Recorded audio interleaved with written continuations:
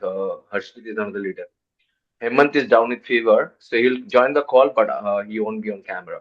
So those are the updates I got from the team. No problem. Let me see. Clickers. Yes. 18.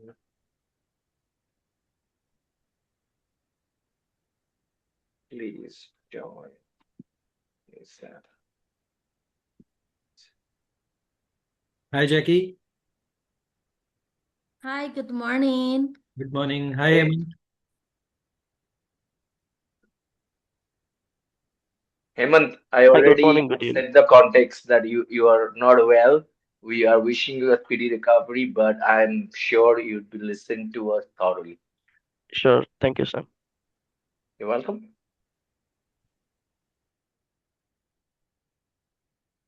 So, Jackie, Amay and I had a discussion.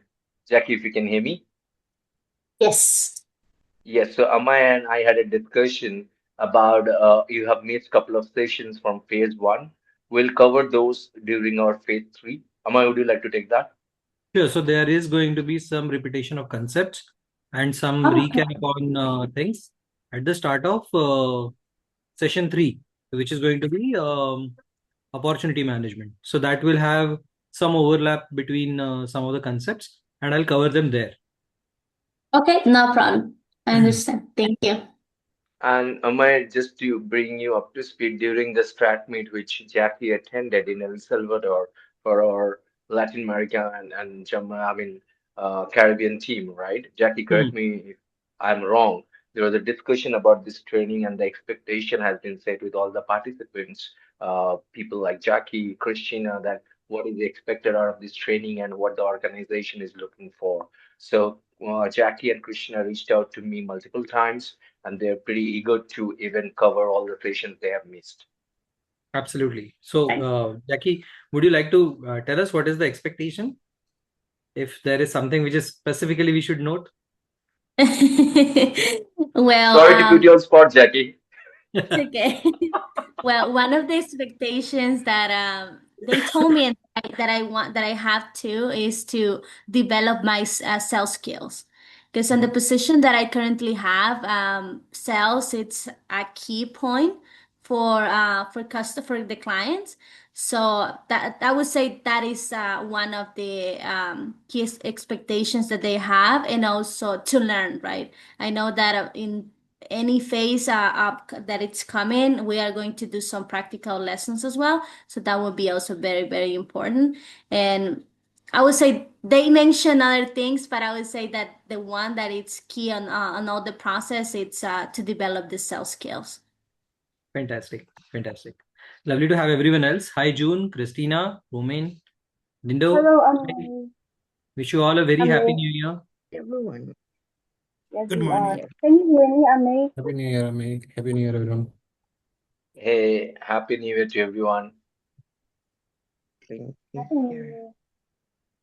Fantastic. Over to Tina and Pawan. Pawan, you can take it. Hey, thanks, Amit. I think we are expecting few more people, or we're good to start. I think Ted is Uh, pending. about nine Antonio is people. pending. Antonio is not here, right? Right? Antonio would be joining few sessions later because he is out for with his family for a hunting event. So Okay. he would be joining from 17th onwards. Oh, understood. Okay. I think then everyone else is here. Is Dandy here? Yeah. Dindo, I could see Dandy, I couldn't. No, Dendo is not. Dendo is yes. Sorry, my mistake. Please, but Dante, no. So Dandy is pending. And I think Dana is pending. Dana I is have some pending. up I have some update for Dana. She Hmm. won't be the part of this training because she has taken a decision, Oh, not specific to this training, but no, understood. Yeah, yeah. so we'll have a discussion on that separately. Okay. And someone from Jamaica team, both of them are there? No. Roman is there. Manuel is about to join. I'm Manuel is Uh, here. here. hey, Manuel, Hang where are on. sir. you? I'm working on my camera. Yeah, but I'm here. Okay. Hang on. All right. Yeah. Manu, by the way, when are you reaching to Kolkata? Missing Chanel. Let me write. Chanel is 16. The 16, Sam. What time? Are you in the same flight with Barb? No, I'm from Manila. I'm in Manila right now with Sir Okay. PD and me. Yeah. Oh, So okay. just check with Chanel also. She's pending. Dandy and Chanel. Yeah, I'm writing here right now. Dandy would be a little late. She would join. She mentioned that as soon as she finished one of the client calls. Chanel, would you like to check Christian with Chanel? Yeah, I am in Okay, this moment. perfect. I think, Pawan, let's get started, and then we can have regular folks join in if required. I can cover for them. Like we can, all of us can feed them with information. No worries. Fantastic. Thanks for that, Sam, and thanks, Samay, for that. Good evening, everyone. Thanks for joining in. Thanks for taking time for this conversation. Wishing you all a very happy new year to start with, first of all. I had been party to the previous call for a short while. We will be picking up from where Amay had left earlier. Before that, Tina, I would request you to keep looking at the chat. I would not be looking at it while I'm talking. So if there's anything which you want me to notice, please do let me Sure, Pawan. know. Okay, done. Okay, gentlemen and everyone. So Amay last time covered something called as a meeting preparation, which we call as a smart selling process, which is where you Right. end the session in terms of how to plan for your meetings. Mm-hmm. Now, what we're going to do moving on from there, we're going to remain focused on elevator pitch and objection handling during the conversation. These are the two topics which we're going to cover during our next two sessions. We're going to divide it into two pieces. I'll try and cover as much as I can today, and rest of the part we will cover up in the next part. Now, as we move forward, I'll keep taking you through all the basic housekeeping rules and the notice, whatever we need to take care of. But if you have any retrospective questions on the sales, smart selling process or something which is relevant here, please do bring them up, and I would be more than happy to pick them up as well. Again, we will keep correlating what we are doing today to what we have done earlier as well. So that's Mm-hmm. how the session is going to look like. During the entire time, I think we'll take two breaks. One at about 9:30 and one should be about 11ish with a plus minus of about 5 to 10 minutes window, depending on the concept I'm on. And that's how we're going to run the entire thing. Okay. Pawan, we have international teams, so if you can explain to them about the time, I think, guys, what Pawan mentioned is an Okay. hour. First I'll break would take be that, after Sam. an hour and a half, Sure. and the second break would be after I'll the do thing. that, Sam. Thanks for Yeah, yeah. reminding me. So we would be taking our first break about 1 hour 30 minutes from now. And then another 1 hour 30 minutes from then, we would be taking our second break. And I'll cover up the timing and the other things as we move forward. Okay. Now, to start with, a little bit about sales and profit. I think you have heard about this earlier, but just to give a quick refresh, we are a B2B sales performance enhancement organization. We largely deliver this entire thing by three different methods. First is sales consulting. Sales is a larger function, starting from a go-to-market strategy, segmenting, targeting, getting onto a talent alignment. Then it becomes about how to ensure that the territories are aligned correctly, how to give a right target, how to ensure that managers are aware of whom to coach, whom not to coach, how to move the team ahead, what is the backend system of the team in terms of a tech stack. And then comes the last bit, which is your opportunity management. Okay. This entire thing is covered across the function in sales consulting. That's what a sales consulting for us covers up. Second, enablement. That is where we actually enable teams to ensure that they follow certain methodologies to get better results out of the same effort which they're putting today. So we do not try to tell people how to sell. We are trying to help you with methodologies to get better results out of your selling methods. Okay. Third is a recruitment. This is where we are focused on mid to senior level recruitments for tech companies. And that's what sales and profit ideally offers as an organization. These are some of the customers where we have been fortunate to work around. The objective of that slide is largely to say that we cover B2B sales as a skill set across verticals, and the frameworks apply irrespective. Okay, so while every organization behaves differently, there are commonalities around B2B as a function, B2B sales as a function, and that's what we have been promoting in the market overall. A little bit about myself. I come with about 20 years of B2B sales experience. I have worked with organizations like IBM, Orange, Telstra, been into B2B tech and services sales largely. So product and services both are very comfortable zones for me. One of the belief which I developed over a period of time was customer is not part of the conversation, they are the conversation. Till the time you remain focused on the customer, things keep working. Okay. I have helped customers winning fewer but better deals because I'm a fan of qualification, which Amay is going to cover later in the conversation when we move ahead. We also speak about moving our relationships to a strategic level and build a repeatable sales capability largely. Okay. As we move forward, you will get to know a little more about my experience. I'll keep sharing about this. And by the way, I've had a chance to go through all of your profiles, so I have certain idea of what you all of you do, from which verticals do you come, how you aligned, and we have taken a liberty of going through it, which Amay shared with me earlier, right? A small request: this entire modules which you're seeing over a period of time, they take a lot of time and effort to develop. We would request if you do not share this beyond the present group who is on the call. Okay, these are all copyrighted materials. It has taken a lot of effort, so we would request not to circulate it beyond this. Some of the housekeeping rules before we get into the conversation.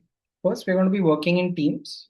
Now, we have taken a liberty of for this session aligning you to your business units so that you can have a conversation, because there are a couple of workshops where we will need you to understand each other's work.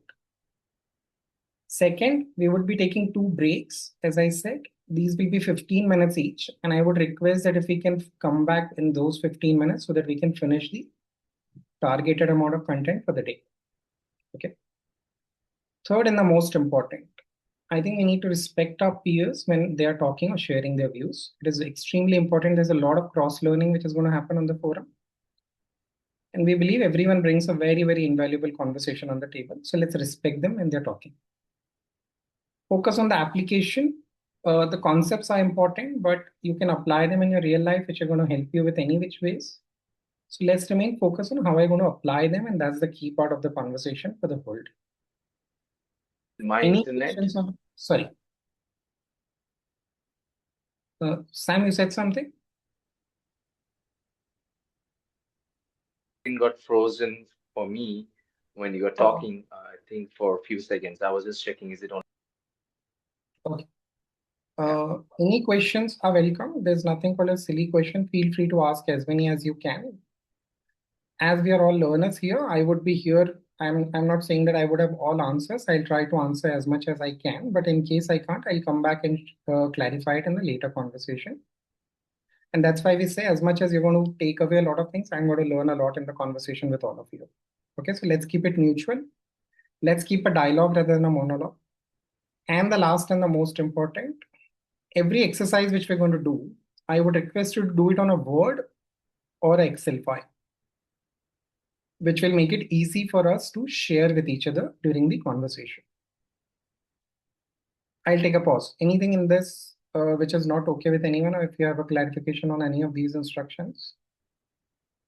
All of us will be able to manage Word or Excel? Yes, absolutely. Fine. Pawan, if I can, 30 seconds, okay, I can take. Sorry about it. This is a little off track. Manuel, can you check with Jada? I tried to reach to her, but it's going to her voicemail. Just check with her, Gotcha. please. Yeah, All right, thanks. on it. Appreciate it. Yeah. Sorry, Pawan, over to you. No problem, Sam. That's absolutely fine. So that brings us to a conversation of what we are trying to cover today. Now, an average sales guy, if you look at, is generally average hardworking sales professionals are focused on what? They're trying to pitch the customer, they're trying to send a proposal, and they're trying to close the deals. And that's how they evaluate sales largely. Great working sales professionals start from understanding who their customer is. They do not pitch too early. They try to first understand how they're relevant to that customer. That's where you see an elevator pitch coming in.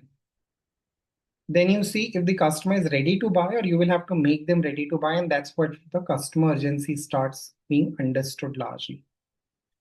Once they have done that, they're still not in a hurry to submit a proposal. They try to qualify well. And that's what you would see on the screen as qualification. Once you've qualified is when you get into an opportunity management conversation largely. And beyond this, you see a lot of AI tools which are going to be used while you're trying to prepare for your meetings or during the conversation to understand a customer world. And that's other skill sets which you're going to be leaving.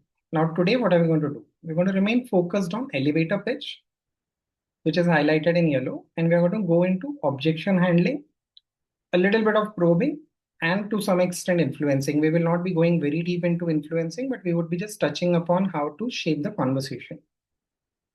Okay, these are the two topics which we're going to remain extremely focused on. And you have already covered meeting preparation in the previous conversation. Now, I have a question for all of you. Suspect and prospect. What is the difference between a suspect and a prospect? Let's start from there. How do you define a suspect or prospect today? And there are no wrong answers. Let me repeat. Feel free to jump in with whatever comes to your mind. Who is a suspect and who is a prospect?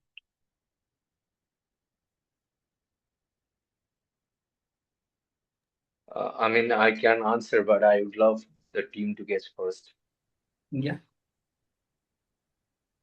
Anyone? Feel free. Whatever comes to your mind. We use this very often, suspect, prospect, but who is a suspect and who is a prospect?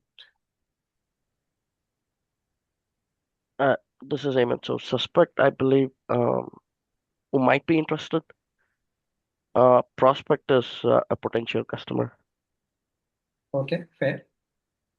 Anyone else? How would you define suspect and prospect? Suspect is when we are not sure, like if there is a need or there is a need of sale, then that is considered as suspect. And prospect is when we know there is a need, but we don't know like if they are going to buy your things.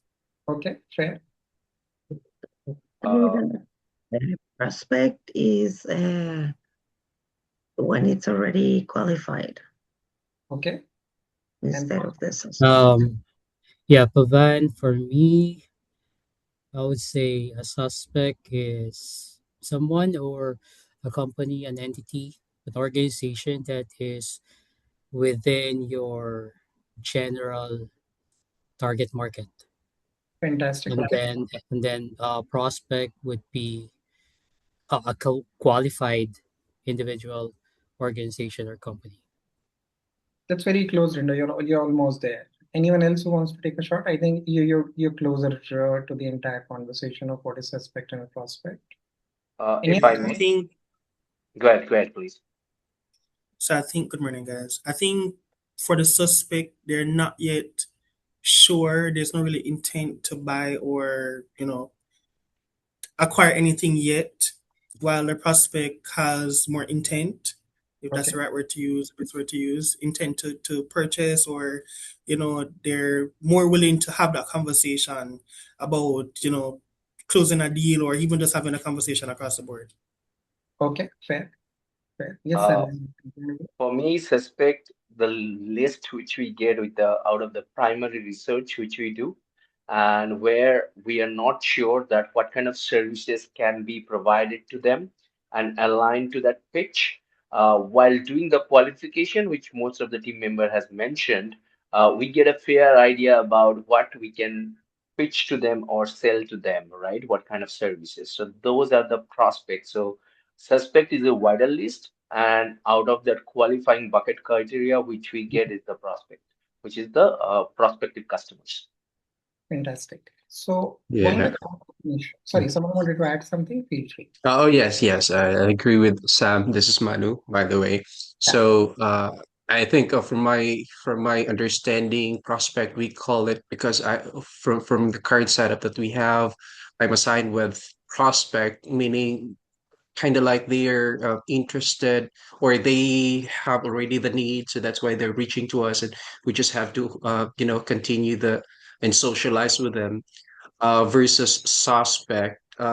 Suspect is kind of like the term used by our hunter sales, wherein we are the one who is looking for, customers who are not yet who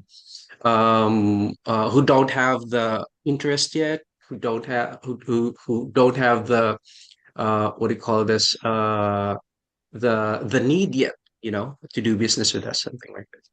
It's Okay. just from my perspective. Okay, fair. I think all of you were very close to it. By the book definition, suspect is your predefined set of customers whom you're trying to reach. And they are ideally aligned with your ICP. Now, ICP is an ideal customer profile, which we call it in some ways as a target market list in a lot of organizations. Okay. So these are potential customers whom you believe will buy from you, and you know why will they buy from you, and what is it the requirement you can fulfill for them. And these are still suspect. We have not touched prospect. The definition of a suspect is an ideal customer profile set of customers whom you believe can buy from you. That's suspect. When would a suspect turn to a prospect? Once you have made a connect with these customers. And a connect could be in the form of a call, could be an email, or could be a conversation at a conference. Any kind of conversation once you have had with these customers is when they start becoming a prospect.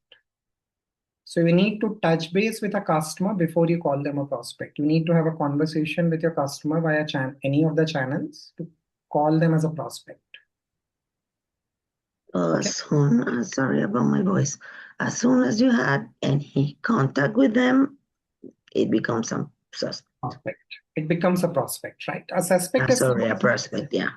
Okay. So suspect is I might have 100 customers in my target market list whom I believe can buy from me. Now, this is my suspect list. Okay. Now, if I have touched base with 10 of them, these 10, now you can start calling prospect. We still do not have an opportunity here, mind this point. Okay. There is no opportunity yet. Hence, you see prospect and qualified opportunity. There is a gap in between where the opportunity comes into the play. I might have a prospect, but not necessarily an opportunity. Okay. So, Pawan, if I may. Yeah. So I'll give you a very, I would say, weird but very relevant example here. All of us, we know that what is a dating app in today's world, right? So when you do right swipe, left swipe, basically you are suspecting, right? When you get a match, then you are a prospecting because you get 2-3 matches, right? Fantastic, Sam. I'll pick on that one. The AI is doing suspecting for you. Yes. Only see the profiles which match with you. That is suspect. The AI tool is doing a suspect list for you. You don't see a random profile. Correct. So a tool is doing a suspecting and designing your ideal customer profile in that sense, right? It's the match. The ideal customer is your ideal match in that sense on a dating app. Correct? So the tool is doing a suspect list. When you do a right swipe, you're making a connect with that person saying that I'm interested, I want to have a conversation, which is a prospect. Now they have a choice of saying yes, no, and then the opportunity comes when you get to meet them. Correct? When you have your first conversation is that you're trying to get an opportunity with them. So that's the whole flow. So the tool does a suspecting for you. A right swipe is a prospect. And then opportunity will only come when you start having conversations in terms of, okay, shall we meet next? Coffee, what happens with the next meetings? That is an opportunity for you, right? Till then, it is still a prospect. You have had a conversation, which is fine. The reason I'm telling you that today's topic is very important from an elevator pitch, because elevator pitch is a thing which sits between a suspect and a prospect stage. Okay, the reason we are trying to decode this is a suspect is someone who have not made a connect with. You're going to make a first connect with to convert them into a prospect, and that's where you take an elevator pitch. Okay. Regardless of the outcome of the first. Regardless of the outcome, right?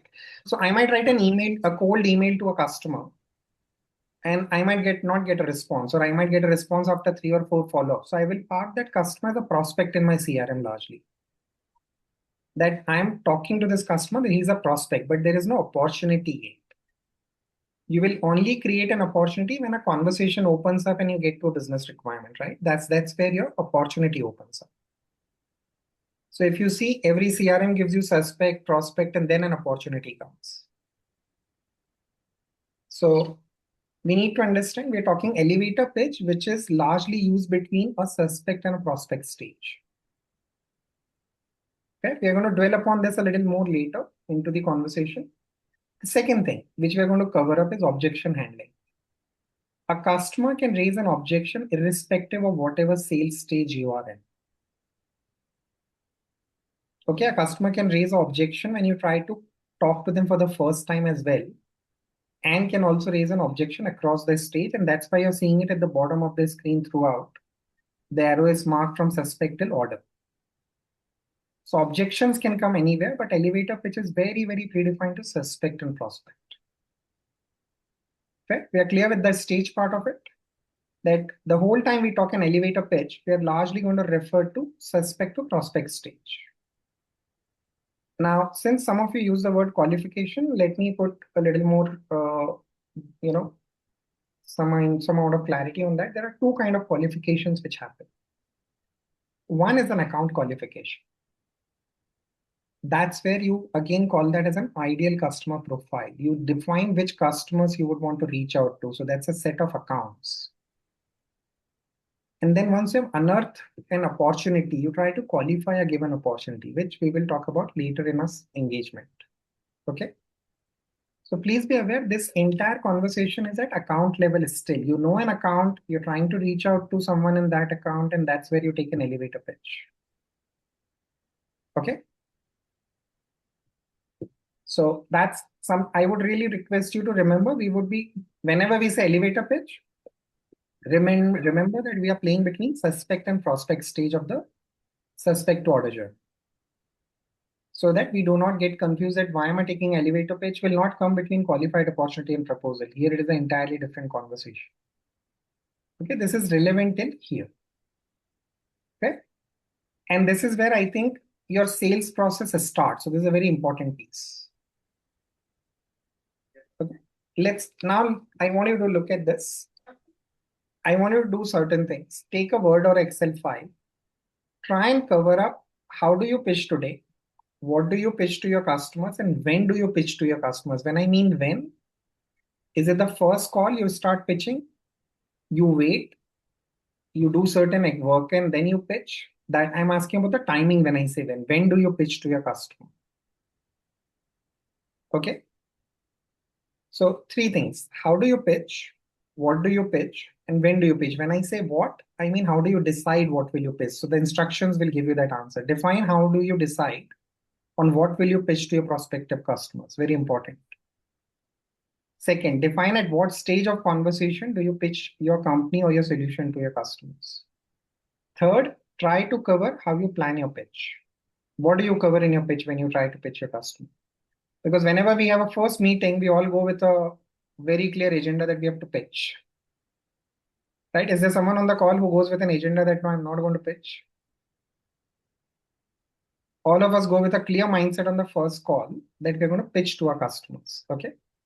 Write this entire pitch which you take with your customers. And I'm asking a very generic pitch. I'm not asking you to be very specific. Take one scenario and write how do you operate in that scenario. If you can capture a usual customer response to your pitch, how does a customer react? Are we clear with the exercise? We need to cover how you decide on what will you pitch, define at what stage of conversation do you pitch, and try to cover how you plan your pitch. Three important things. Then write down the entire pitch on a Word or Excel file and capture how does the customer respond to you. We'll take about 5 minutes, and if you have any questions, please do reach back. I'm going to unmute for 5 minutes. I want you to cover this up in 5 minutes, and then we will take a couple of the pitches. So please do it on a Word or Excel, whatever is comfortable for you. Could you please repeat for all of us that what are the topics to be covered one more time, please, if you don't If you mind? just look at the instructions, you can just follow them. On the Define book, yeah. how you decide on what will you pitch to your prospective customers. What it means, what service or what product will you pitch in that call? Because all of us go with that mindset. And if you don't, be open about it that I don't decide. It's okay. Got it. Okay. Define at what stage of conversation do you pitch? What has customer told you, or you just go and kind of pitch at the starting of the call? That's the second point. Okay. Third, how do you decide? Try cover how you plan your pitch. What would you talk first? What would you talk later? What is the content of your pitch? Okay. Fourth, I want you to write this entire first 3 points in a proper sentence. How do you talk to your customer? So just write what you pitch to your customer so that we can share that how is it being done today. So in simple terms, I'm asking how do you pitch today? Okay. Got And it. then if you can capture a couple of customer responses, what you get to your pitch. Okay. Every customer responds differently. So whatever top responses you have seen, please try and cover that up. Okay. Got it. So 5 minutes, and then the remaining 3 minutes, we are going to take up a couple of screen shares, and then we'll go at it. Sure. Okay. If you still have confusion, feel free to raise your hand, and I'll be happy to answer.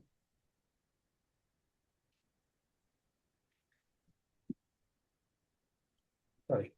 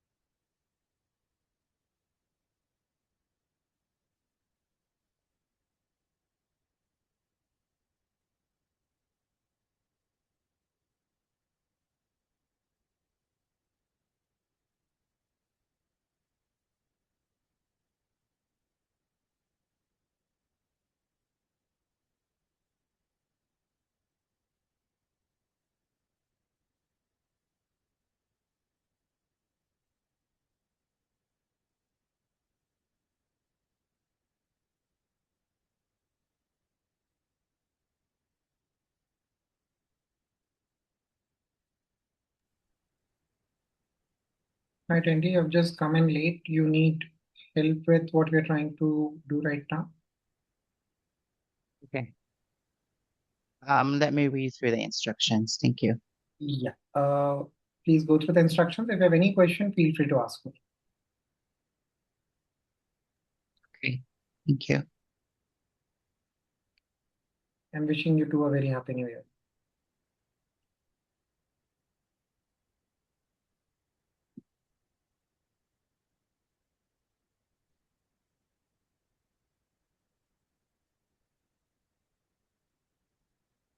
One more minute, gentlemen.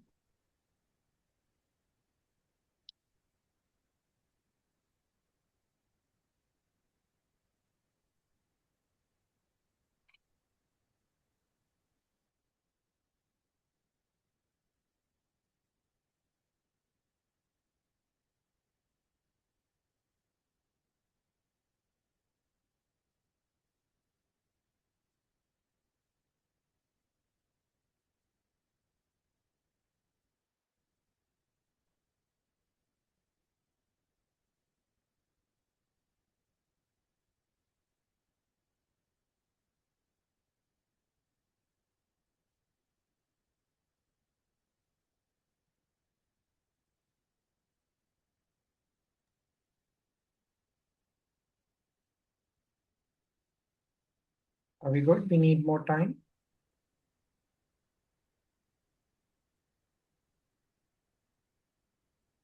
Almost done. Okay, let's give it one more minute. Well, a little bit more time, please. Okay. Thank you.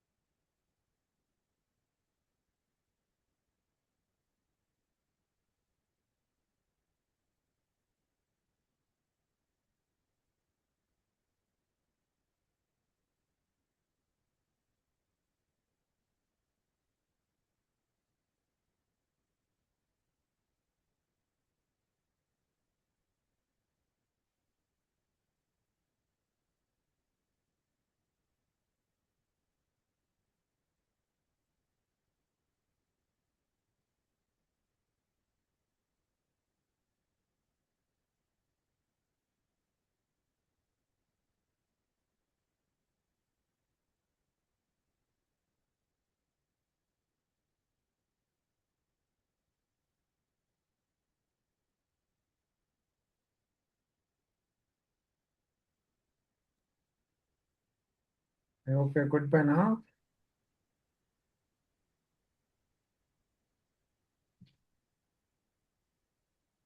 Yeah, I'm good. How about others? Can I see some thumbs up or some reaction from others if you guys are done? Okay, Christina is good. Deepak is okay.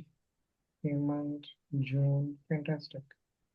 Jackie says, okay, great. I think most of us are aligned. So I would let, who wants to share first? Sam, you're not supposed to be sharing first. It's fine. Okay, who wants to go first? Feel free to share screen and take us through what have you captured and how does it look like in today's date.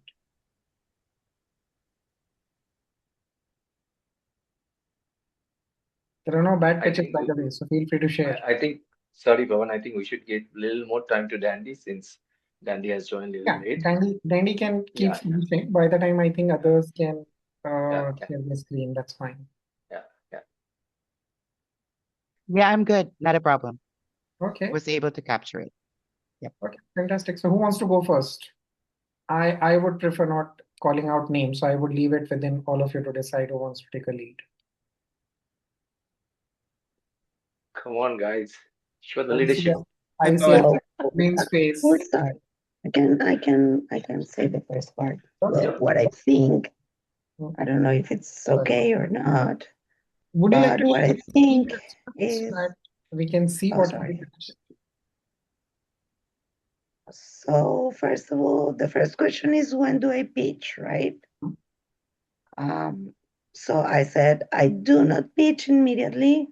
I pitch only after I have a clear understanding of the customer situation. Okay, fair. And depending on that, all of the above changes. So I don't know if Fantastic. someone else wants to continue after that, but yeah. Okay. I'll take it. So, I agree with Christine. I have pitch after discovery. Once the customer confirms what their business needs are, then you kind of pitch. Next one is how I decide what to pitch. I decide what to pitch based on the specific needs identified, which typically would be focused around operational challenges, probably scalability and reliability, business goals and growth plans for their business. Do you want me to continue or Yeah, please go ahead. pass? Finish. If you can share what you have written as a pitch, that would be helpful. If you could share your screen. Okay. Cool, I can do that. Yeah. Please share these. Oh, here it is. This one stop on the screens. Yes. Um, can you guys see my screen? Yes, we can. Okay. Okay, so how I plan my pitch. I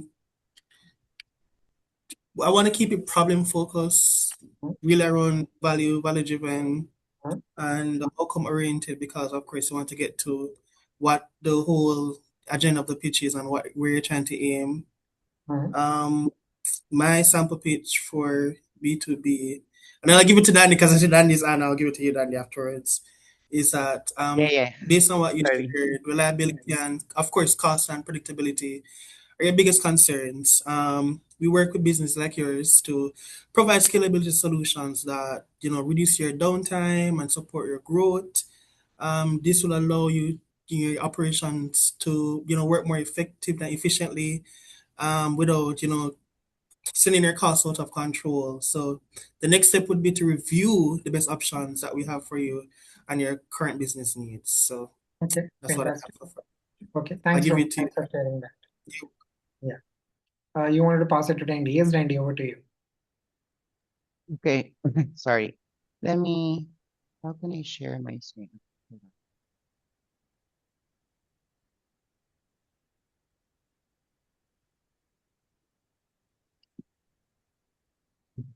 Okay. Can you see my screen? Yes. Now we can see it, yeah. Okay, cool. Sorry. Let me remove my admin. Hold on. Hold on. Now, can you see it?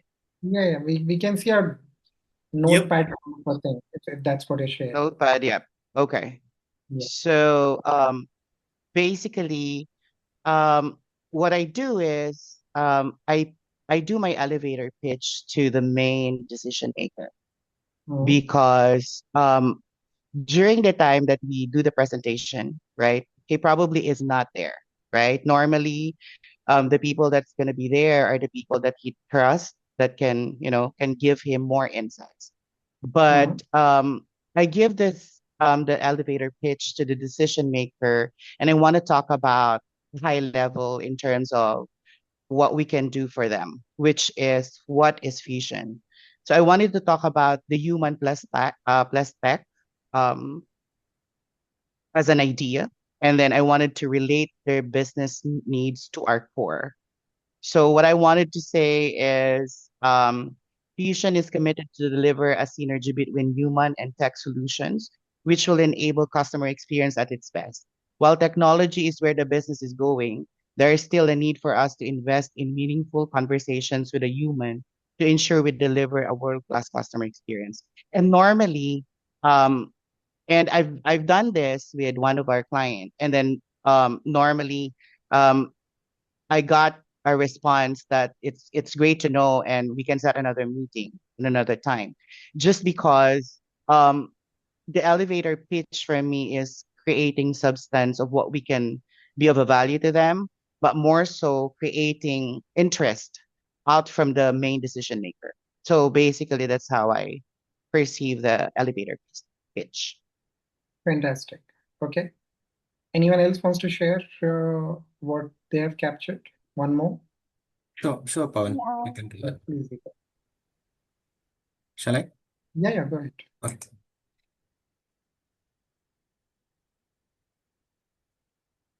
Are you able to see my screen? Yes, it has come up now. Okay.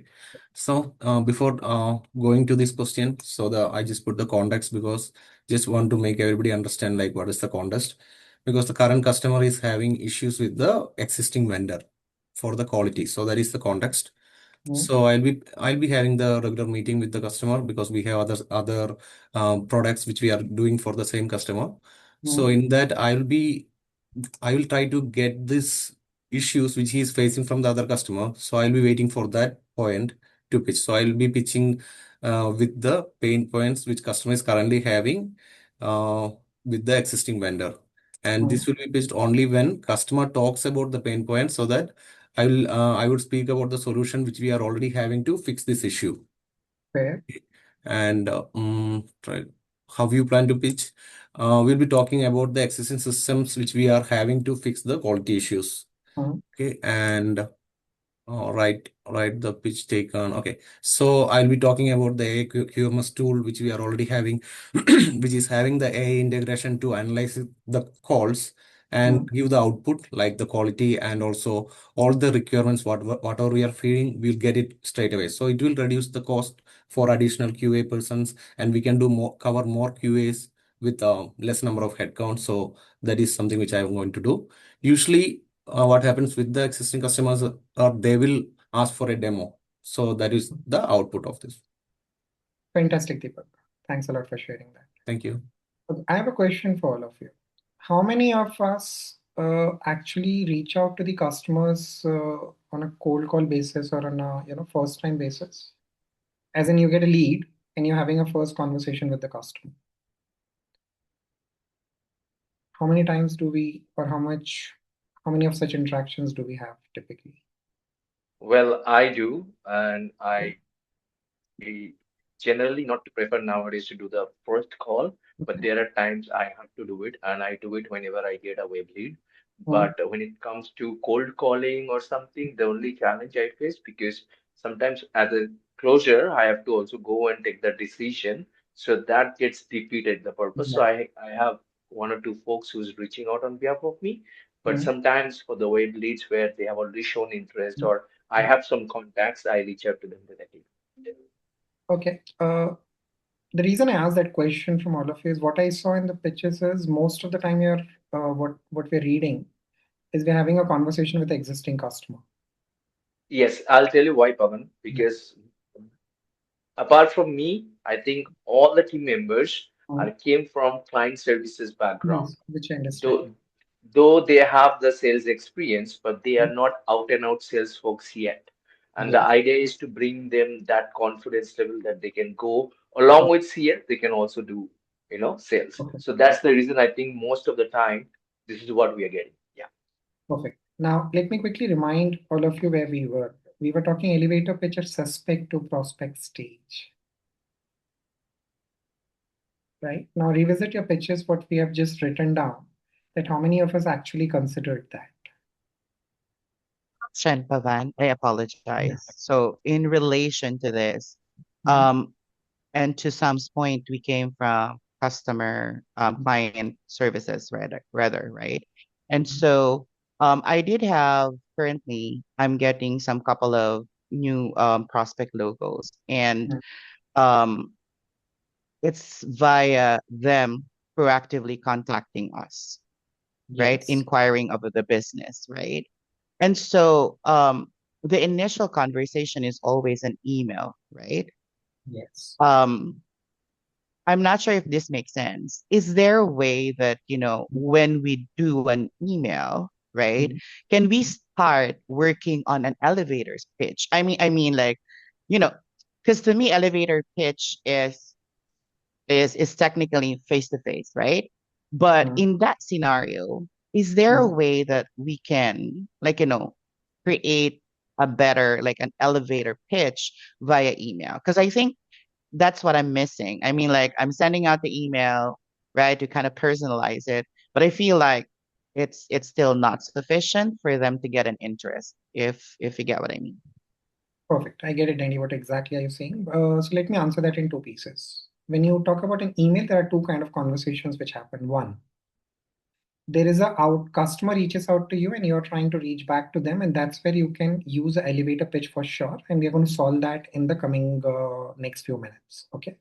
That's where we are headed to, that how to draft an elevator pitch and how to make it more relevant to the entire audience, right? That's where we are headed to. Second part of it is if it's a cold email outreach, which is a lead generation conversation, okay, then the elevator pitch does not stick. Okay. Then there's an entirely different method of writing an email, which we cover in a separate conversation. Okay, so the cold email outreach needs a different technique. And if the customer reaching out to you and you want to kind of set yourself into the context, yes, an elevator pitch can be taken over an email as well. It's absolutely feasible.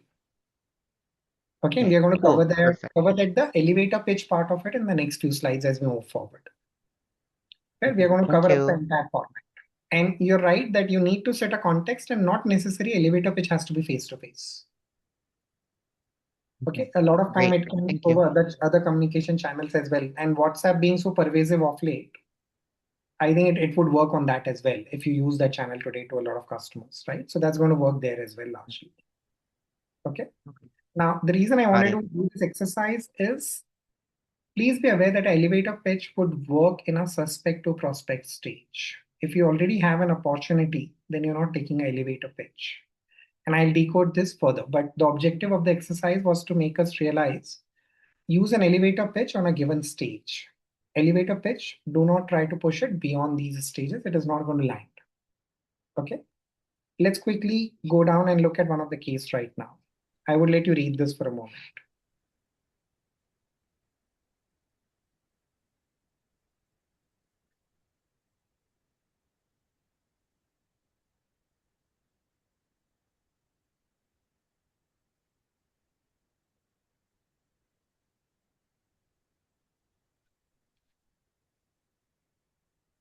Okay. Scenario 1.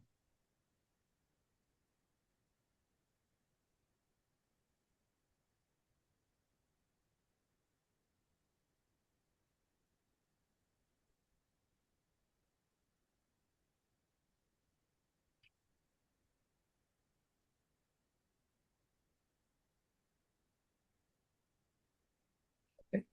And here is the scenario 2.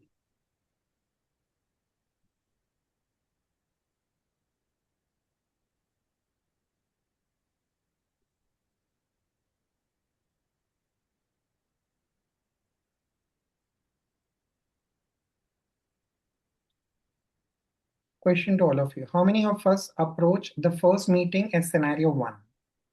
I want to see a show of hands. How many of us, when we meet the customer for the first time or having a first conversation over a call or a meeting, we address as it in scenario 1? Okay.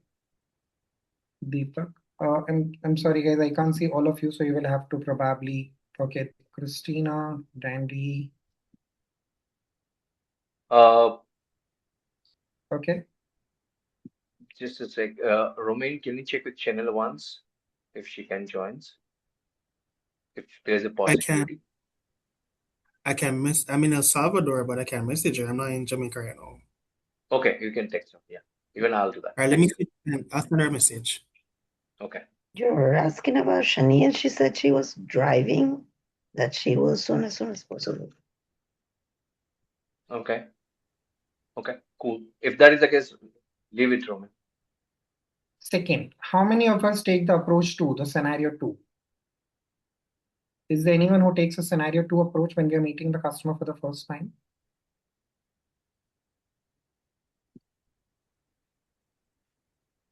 Hemant, you're saying you go with scenario 2?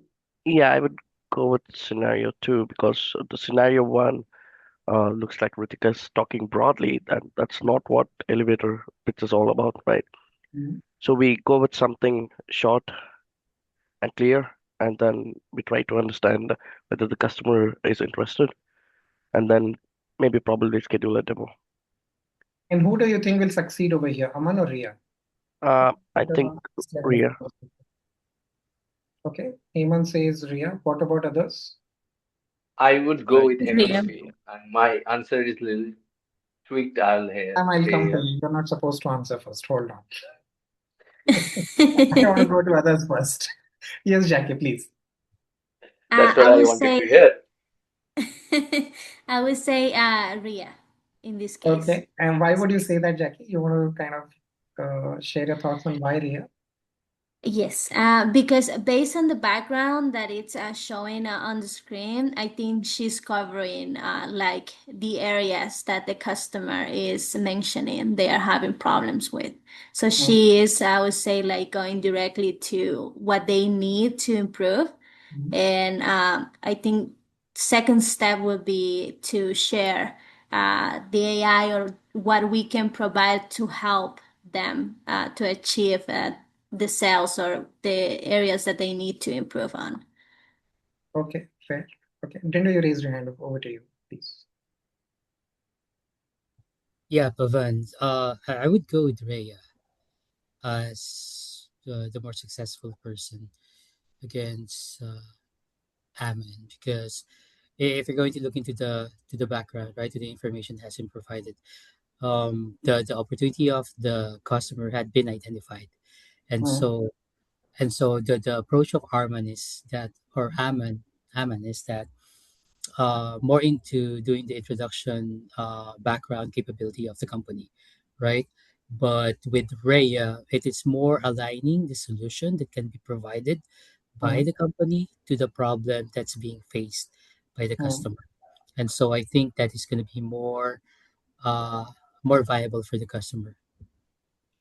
Okay, fantastic. I'm not going to give you the answer now. I have this slide again later in my deck, and I'm going to ask you again one more question before I answer that: who succeeds and why? Okay, but thanks for inputs. Let me move forward. You see the approach difference, and I think that's what we're trying to cover up when we move into our conversation, and that's where the elevator pitch fits in, because only one of them is an elevator pitch. Okay, so we're going to try to get into an elevator pitch now as to what does it do and how do you create one. That's the overall background of you first saw how do you pitch today, and then I showed you two caselets. Most of you identified with scenario 1, but suggested scenario 2 is something which would be more helpful or more effective. Correct? So let's leave it at that point. I'll come back to you, but then this is where we are as to what an elevator pitch is. Now, again, open to all of you. What do you think an elevator pitch today is, and how long should it be? In your mind, what is an elevator pitch and how long should it be? An Short and introductory sweet pitch for me, should Pavan. Sorry, be Romain. very quick. No, sorry to talk over anybody that was just talking. I was just saying that it should be a very short, to the point pitch that really is grabbing. So that it shouldn't be more than probably about, I said, not exceeding 5 minutes or less, 5 if minutes. we can Okay, say that. fantastic. Okay. What about others? What do you think? For Hemant, me, over here. Pavan, Yeah. yeah, let me just for me, same with remain short and sweet, living something that would pick the interest of the client there to dig more about us in preparation for the next meeting or whatever that is. You want to put a timeline to it, Hemant? How long should it be ideally?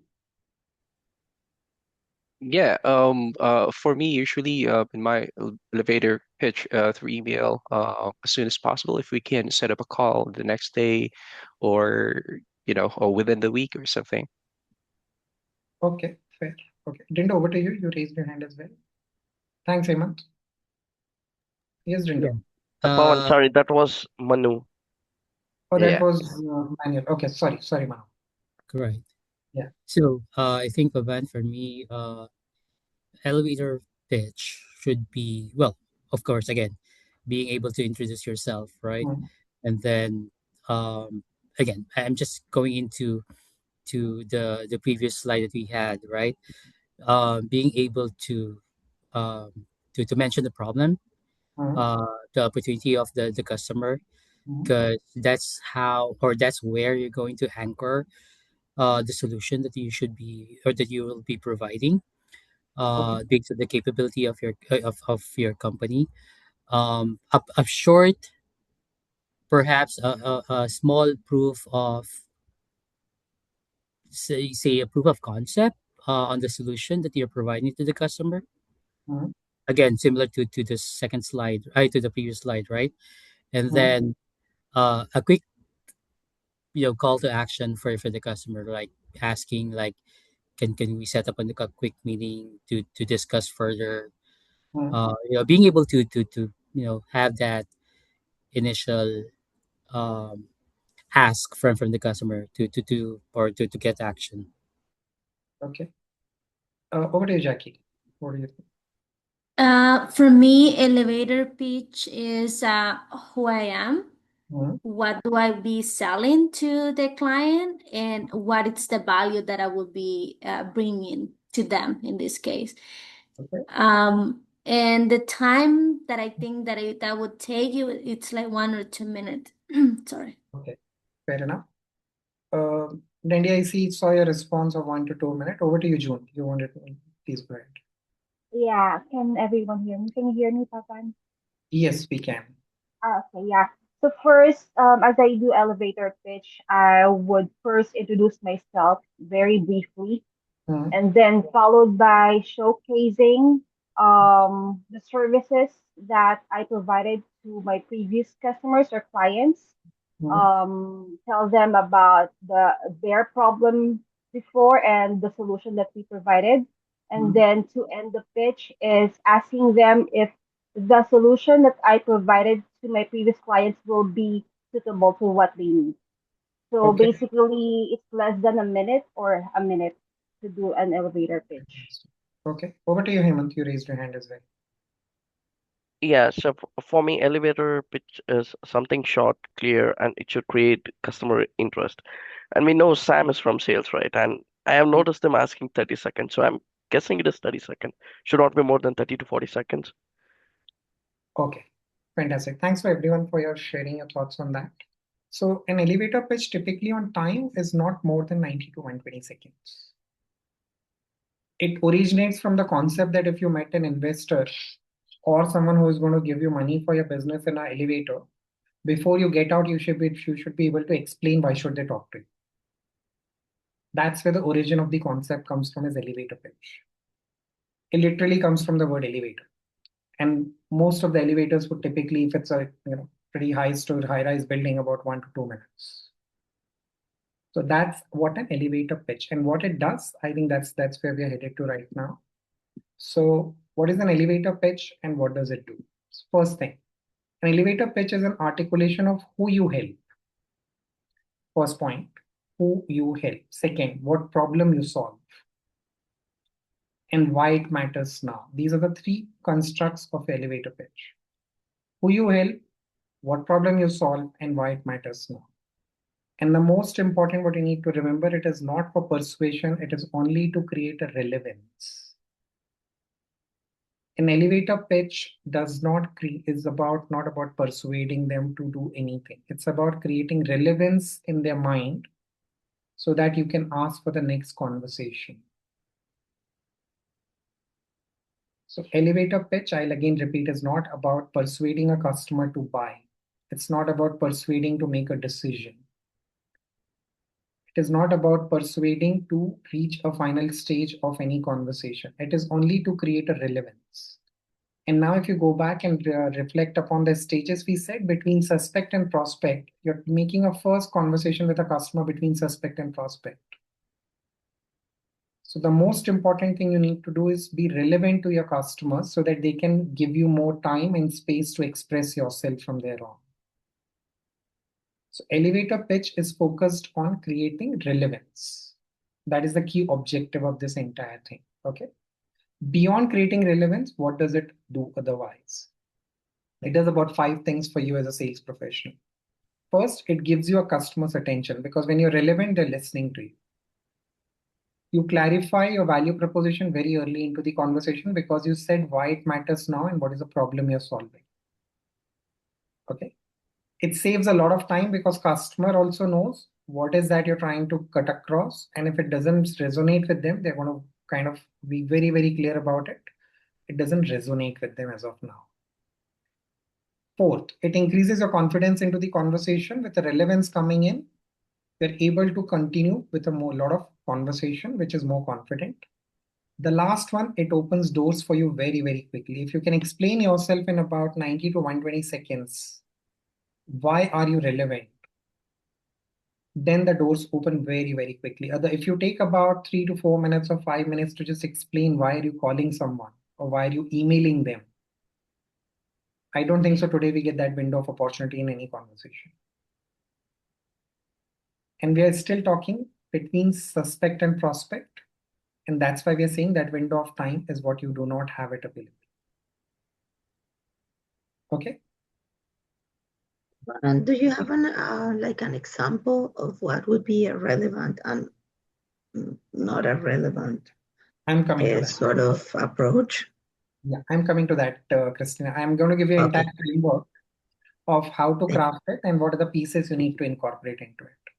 This is an overview of what an elevator pitch is. The objective being what you need to take away from this is that it is not about persuading people, it is about creating relevance.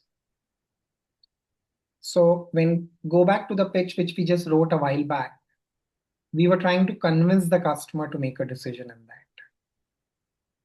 So elevator pitches do not convince the customer to make a business decision. They just give you a relevance and create interest. Right? So if you see a lot of business competitions, they give you that 2.5, 3 minute elevator pitch. They're just trying to say, okay, can you create relevance of what you're doing? And that's what elevator pitches are all about. Okay. Let's quickly look at the next part of the question. Is the sales pitch and elevator pitch the same? Over to you guys. What do you think? Is sales pitch same as elevator pitch?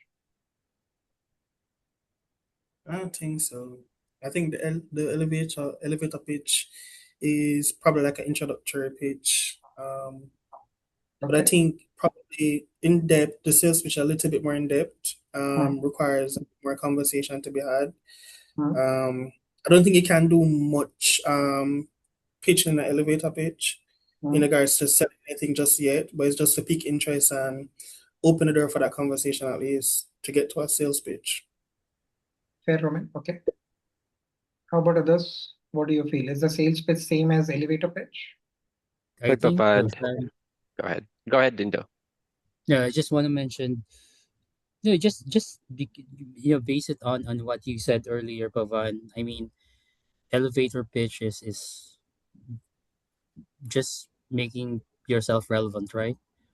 And while a sales pitch is, to the other side, more on the persuasion side, more of you wanting to have a decision coming from the customer, right? Okay, fair. I think someone else was trying to say something. Please go ahead. Yeah. So before you you define the earlier before you define the elevator pitch, Pavan, I thought it was just the same for sales pitch and elevator pitch.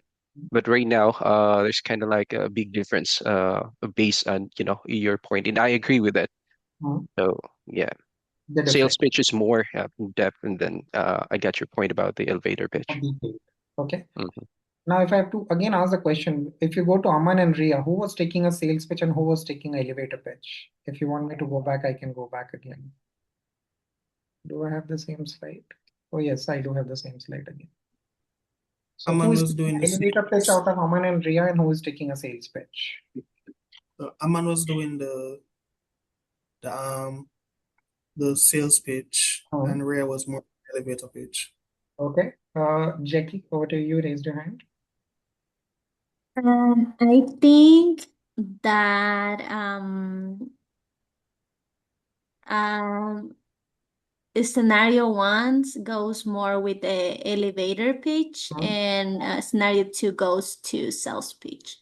Okay, what about others? I think it is not elevator pitch because in the second scenario, it is told like after 1 week they are meeting again. So if it is second meeting, then it cannot be elevator pitch because it should be before the prospect, right?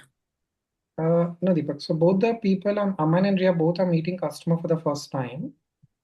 The outcome of the second meeting is that they would again meet. Is that what you're referring to? No, I'm thinking like both are from Nexus Serve CX, right? Okay. Same company.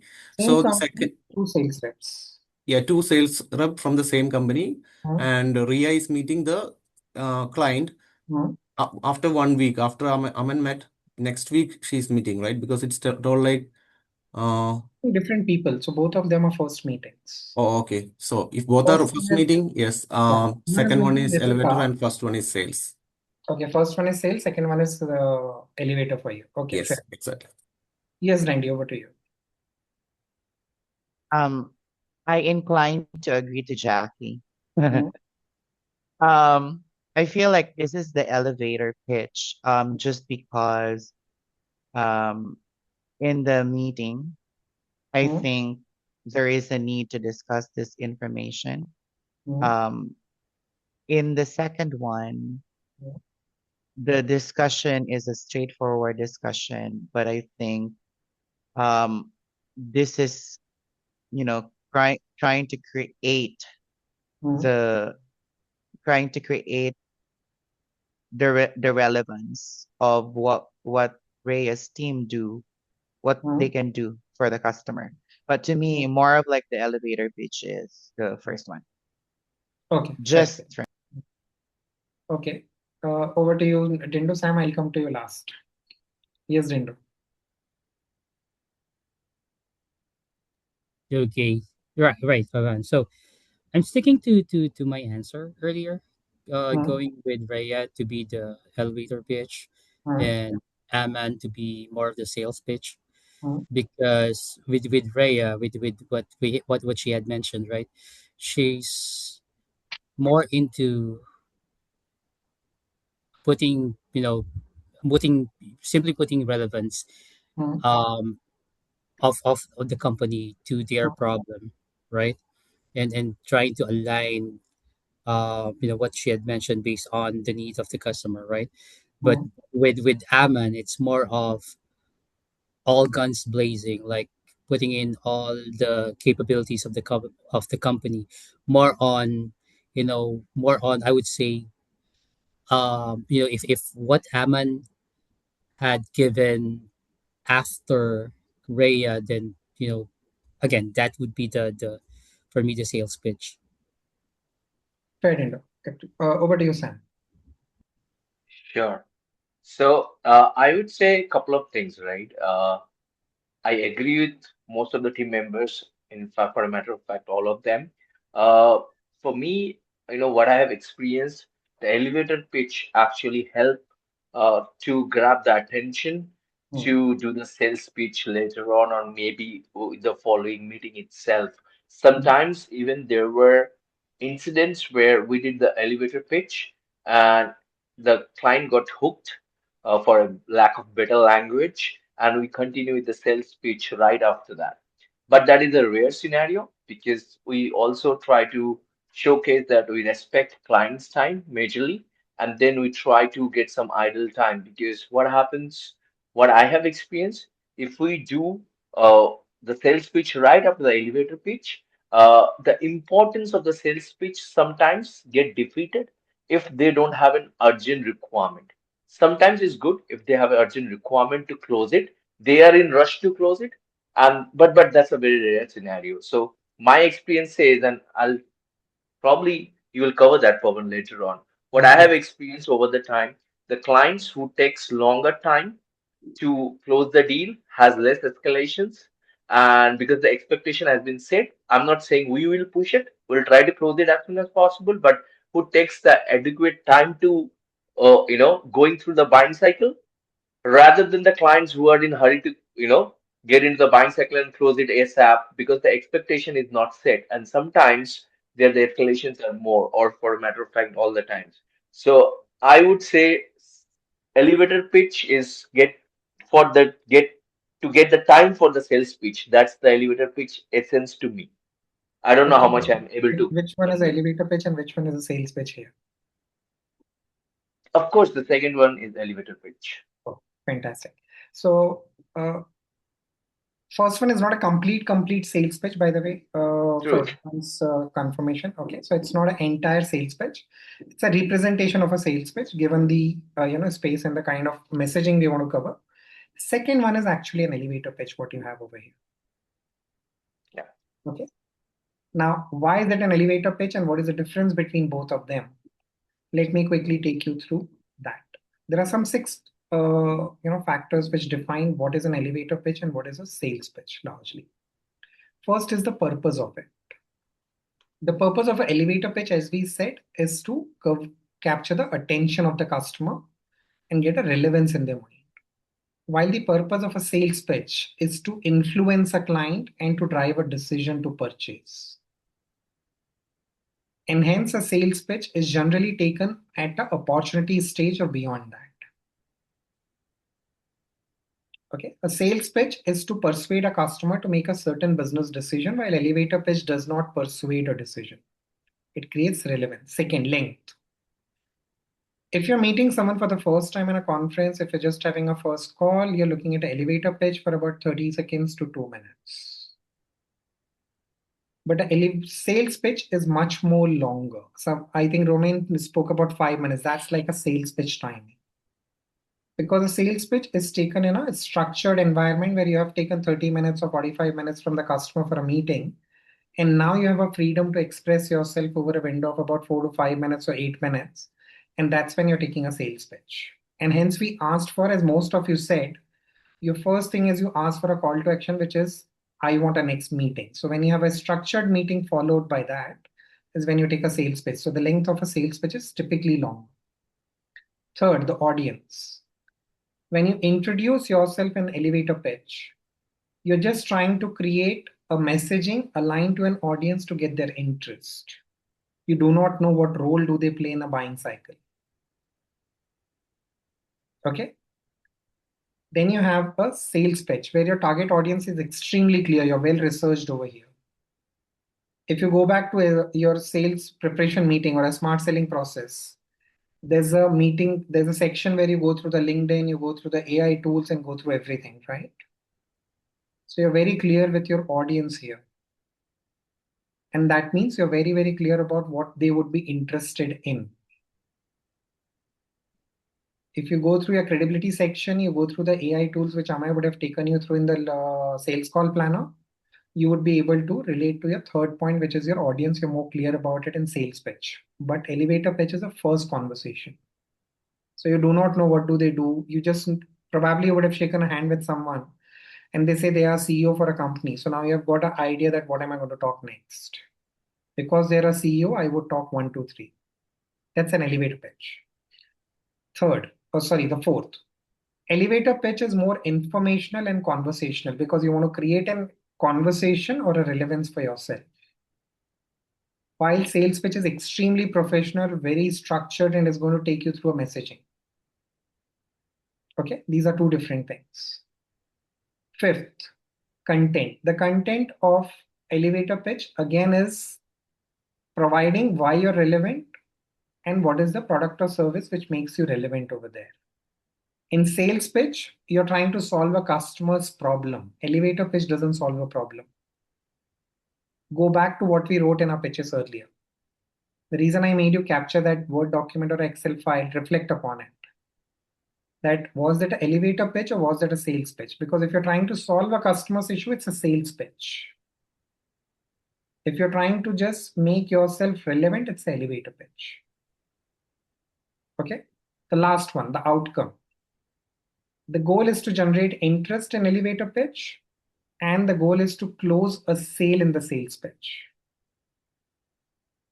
I'm going to take the customer through the entire journey of if they make this decision, what will the world look like? If they solve this problem or if they choose you as a partner, how is it going to look? So if I go back to what Deepak said, his quality management tool, when you take a sales pitch, you're going to look at as to what would it solve. It will reduce the number of challenges what they're facing and it would have a business impact. That's a sales pitch. It's not elevator pitch yet.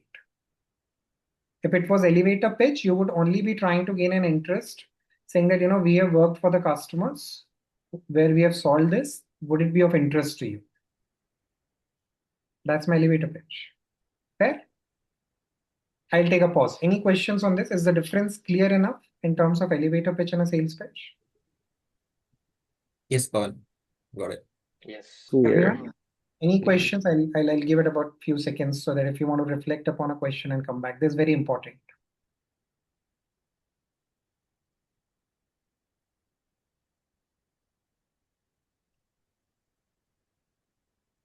Okay, now let's get at how do we craft an elevator pitch? We spoke so much about it, but is there a format to it? Is there a way we can do it? And typically when we are saying it's informal and it's conversational, would you have enough time to prepare for it, by the way? Would you typically have a lot of time to prepare for your elevator pitch? Because we are saying it's conversational, it's informal. Let's look at the point 4 over here. It's more of informational and conversational, right? So would you typically have a lot of time to prepare for it? I would say no, you just do your regular research about the company and that's it. And then we'll take it from there. Okay. So elevator pitch is typically, we're going to give you a form, we're going to touch upon a format on how to prepare for it, but you might not always have a lot of time for it. It's going to rely on how well aligned are you with your own day-to-day routine and how many interactions you've had with the customers, or how can you craft your knowledge into that entire segment, okay? So elevator pitch, a lot of time, for example, you met someone out of the blue in a conference. You would not have time to go through their profile and design a message for them. You can't say, let me look at your LinkedIn and then I'll have a conversation. It doesn't work that way, right? Yes, Sam, please. Sorry, I was just thinking maybe you can help me if this relevant or not. Mostly the elevator pitch contains the publicly available information, and then we short it out with our own version and we talk about it because a lot of time customers they do research after the elevator pitch about us. And if the publicly available information is more relevant to talk about it, then they find it more authenticated, and then probably in the next sales pitch we give all the in-depth knowledge we talk about, which is not so publicly available information. Do you think that's relevant? Yes, and that's a fair point. Now look at what you just said. It is directly related to what you're saying. If you're able to create a relevance, that's what earns you the right for them to research about you. If you do not strike a relevance, Exactly. they're going to forget you the next moment and they're never going to research about you. Exactly. Right? So that's what an elevator pitch creates a relevance in their mind. And if you land it well, that's when they're going to research and give you a time. And that's what you're referring to. So every time this has happened, your elevator pitch landed well. That is an indication of it, that they researched about you. Because if you meet 10 people in a row, you only remember 2 or 3 of them who made sense to you and who were able to communicate that why should you talk to them. Absolutely. So that's an elevator pitch, but how to craft it is something which we are going to go through. So there are 4 steps to crafting an elevator pitch. And these are 4 different steps what we're going to look at. First, we need to talk about a problem. Okay, what is the problem a customer might be facing? And this is not known. This is very, very generic. We are not saying we have spoken to him or they have shared. So as I talk about an example, you will be able to understand. Let me just break down the 4 parts of it first. First is a problem. Second, you should be able to highlight the impact of the problem in the elevator pitch. When we said why it matters now, if you go back to the previous slide, when I said why is an elevator pitch, I said why it matters now. So that's the impact of the problem. Third is a differentiator or a benefit, which is basically the value you create for your customer. Okay. And fourth is a call to action. I think all of you spoke about this, so I do not have to stress upon it as much. Thanks for making my life easy. A lot of times this becomes a challenge, but I think all of you are very clear with call to action over here that we want a next conversation or what is the next step to this, right? So these are the four things what we have in an elevator pitch. But before I answer the remaining of the question, I have a question for all of you. Can I use the same elevator pitch to everyone I meet? From a CEO to a manager to a operations guy to an HR guy, can I use the same elevator pitch? Christina is shaking her head to no, and I get that. Okay. I would say, yeah, the approach has to be different. Okay. Christina says approach has to be different.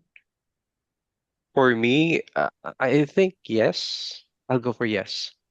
You would say that yes, it can be common for everyone. Yes. Okay. Manu says can be common. Yes, Hemant, over to you. Yeah, it can be common because we have different set of audience, right? So we cannot tailor the pitch on an tailor for each and every audience. Okay. So Fair I enough. guess it's yes. Okay. What about others? Who else raised their hand? Sam, you're going to be the last, so I'm going to hold Yeah, on. yeah, yeah. Yeah. And that's why I was not saying, but I raised my hand. I'll be the last one. Okay, anyone wants to take a shot before I go to Sam? Would you need a common elevator pitch across or you need different elevator pitches? It can Yes. be common. Like I don't see any issues in having a common elevator pitch, but it's not mandatory. Like depends. Okay, fair. Okay. Yes, Randy, over to you. Dan, Dandy help us. Yeah. Yeah, so I think it's there is like a common, I mean like a standard sort of template when you do the elevator pitch, right? So you identify this problem and whatnot, and then you just, put it together. But at the end of the day, what you wanted is identifying the company you're representing to what is relatable to that company. I think we should be more knowledgeable of the company we are supposed to be talking with so that Okay. we'll be able to do the elevator pitch. But I think standard of the approach of what we need to discuss and put in one statement is supposed to be there. Okay, fair. Dindo, over to you. Yeah, I think um, we can put it into majority of the structure of the pitch can be common, but I would still kind of personalize it depending on who am I speaking or who am I pitching it to. Like if you're facing say an operations manager, right? Then you're going to be speaking to, say, for example, as you've mentioned, an HR manager, right? Um, the way you're going to pitch it to an operations manager may be kind of or slightly different to an HR manager, right? Okay. Because you wanna put in yourself relevant to the person you are speaking to. So majority of the content might be the same, but I would tweak it depending on who am I speaking. Fantastic. Okay, over to you, Sam. Yeah, I would say I generally take two templates. In my mind, I keep that. One is for the decision maker, one is for the decision influencer, because sometimes the decision influencer may not understand if we talk about the lingo which the decision maker will understand, right? And if we get the decision maker, I don't want to waste time rather than talking you more about how they can get a better ROI and stuff like that. If it is a region influencer, I may not talk about a better ROI. Rather, I'll talk about how to grab attention about what we do for most of the customers so that I can get a meeting with the decision maker. Okay, fantastic point. I want to ask all of you now with what Sam said. You're talking about a suspect to prospect stage. You're talking an elevator at a suspect to prospect. Do we really know who the decision maker is and who the influencer is at that point? No. So then how do you define that? Because we said you take two templates. It define on their job title majorly because what we have seen if we let's say for a networking event, right? And we just exchange business cards, right? And like the Indian was mentioning, somebody is an operation manager, he won't be a decision maker for sure. But if I'm meeting the VP of operation, with due respect, maybe he would be a decision maker for sure. So it's again very hypothetical, but that's what it is. So again, if I'm meeting a CFO, I'll more talk about the revenue ROI. But if I'm meeting with the op COO, I'll talk more about operation excellence and seamless operation running, right? Okay. Have all of you heard about a term called persona in sales? What do we call as a persona? Buyer persona. Yep. Anyone who has not heard of buyer persona on the call? Feel free. It's okay. I'm going to just kind of explain what a buyer persona is. But if you have not heard, it would just help me to understand how much time do I spend on it. Not Have you heard about a familiar. term called buyer persona? Okay. So typically, when what we mean by buyer persona is basically you take a hypothetical situation that whom you're going to sell. You take either a designation or a profile of a customer and then define what are the problems they're going to have, what role do they play, why is this important to them, and then you try to build an entire thing about it. So a typical persona in a B2B environment would look like the CF of a company.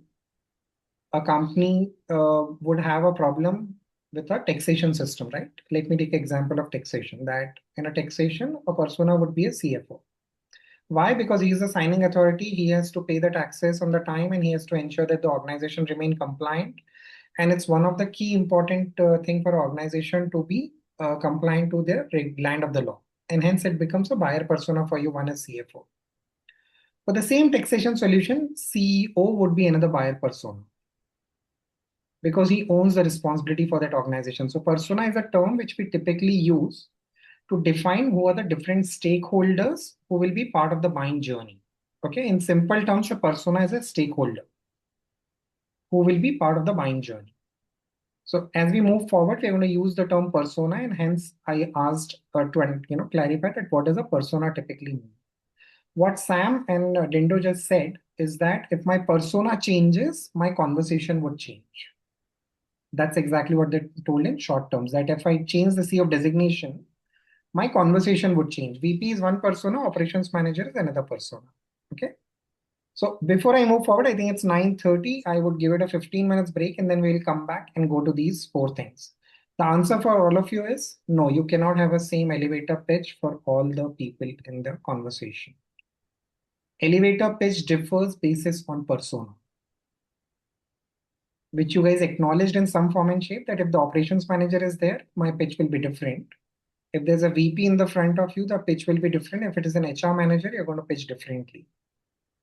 How to align a content? Once we come back after 15 minutes, we will go back, start with that. So let's take a quick 15 minutes break and then come back. Sure, Pawan. Okay. Thank you. Jeda, if you can hear me, please come on camera once we are back. Okay. Please feel free to switch off your cameras and take a 15 minutes break and we'll resume in 15 minutes. And if Sounds anyone good. has a question, feel free to stay back and ask me. I'm more than happy to answer. You okay? Right. Thanks. See you Okay. later. See you. Thank you. Mhm.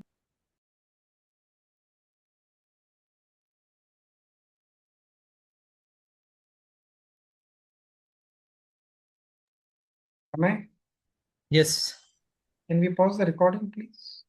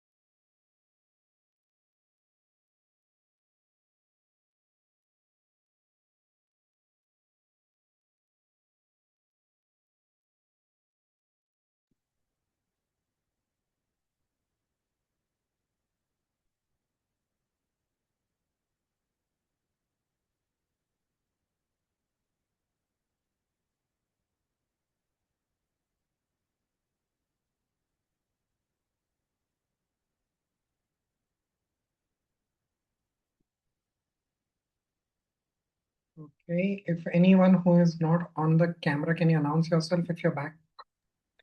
This is Hemant. I'm back. I'm back. I'm back. Okay, Jetta, I could hear. Christina, I could hear. June, Chanel, Manuel, Manu. Yeah, we're back. I'm Okay. here. Back Hey, hey, Christina. here.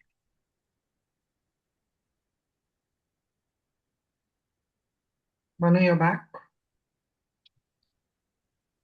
Chanel is there. Yes, thanks, Chanel. I'm back. Gotcha. Okay. I think where most of us will get started into the session again. Before we went on a break, we said two things. There are four pillars to creating an elevator pitch: problem, highlight or the impact of the problem, differentiator and benefits, and call to action. First point. Second, we said they cannot have a common elevator pitch for everyone whom we are talking to. Okay. Now, how do we do that? Let's quickly look at a couple of the examples over here that what does an elevator pitch should look like in the same format. So what we're talking about first is a persona-based elevator pitch. So if you look at this, customer, then you have a persona, which means whom are we talking to at the customer side? Then we get into the problem part of it. What is a problem which a customer might be facing? We talk about the impact. Then comes the differentiator and call to action. I'm going to give you a few minutes or about a minute and a half to read through it rather than me reading as it is on the screen. Take your time to read it, please.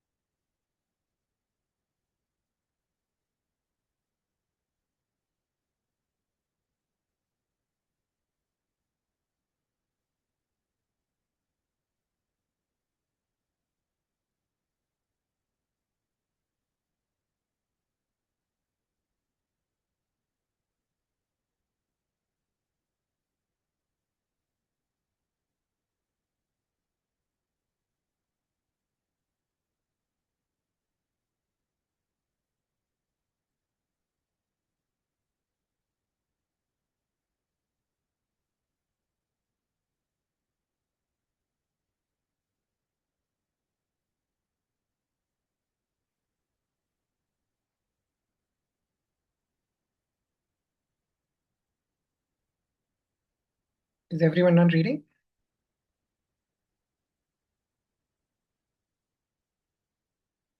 Okay, this is what we're going to do right now. I want you to go back to Excel or Word, whatever you were using. You have the entire information in front of you. Can you try and create an elevator pitch out of this? You have all the four pillars what you need. Okay.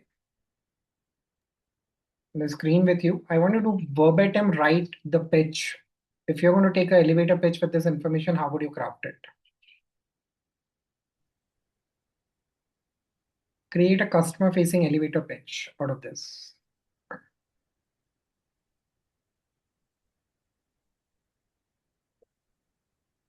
going to take about 2 to 3 minutes. Please try and use this information. Sorry, can I see the four pillars again? Okay. The problem, Yeah. impact, Oh, they're right call there. to action, Okay. right? They're right there. Sorry. Oh, sorry. So Okay. you need to use this and now start creating a verbatim pitch what you're going to, speak to your customers as it is. Okay. 2 minutes.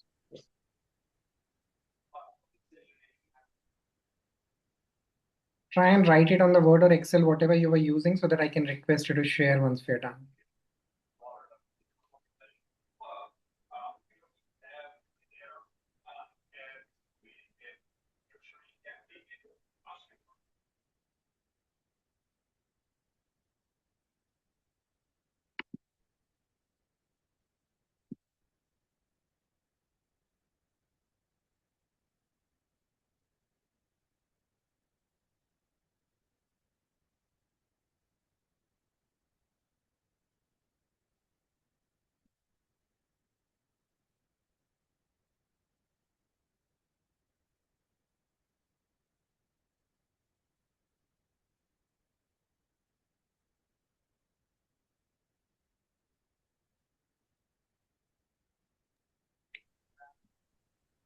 So Pawan, sorry, I got dropped off because I got a call from the client and No problem. it came to me and I didn't realize that my browser got closed.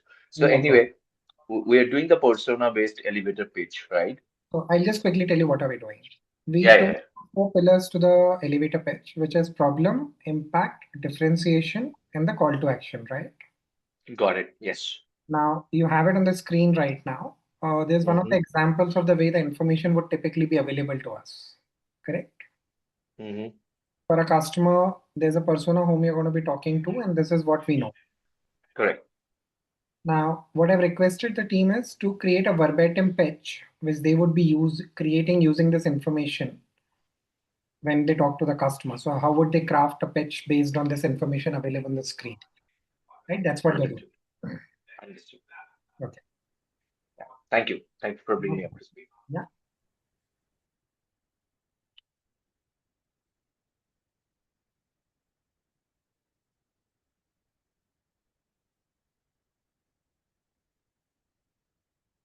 Uh, Tina, am I still logged in from two devices? Don't No, worry no, about no. it. Even if it is two, your devices are blocked. We're good.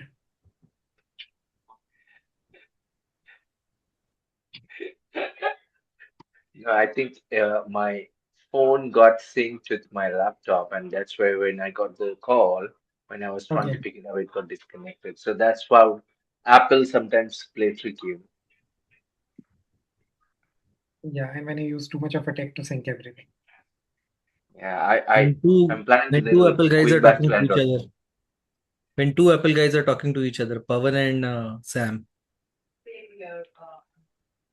Well, I do. I'm a big fan of Apple, no doubt. But I use Android also. I don't want to make you So feel am I bad. sad. I'm not feeling sad at all Hmm. because you're No, discussing and problems of Apple. no, Android is good, but when it comes to security, I trust Apple more. Yeah, I know. We will create a separate bridge for this discussion for half an hour. Me and Sam on one side and you on the other side. That would be a debate, not a discussion. And I'll get educated. Polite. I'll get educated. Take Apple. Apple will educate you every day with new update. Sam, focus on the pitch you're supposed to write. Yeah.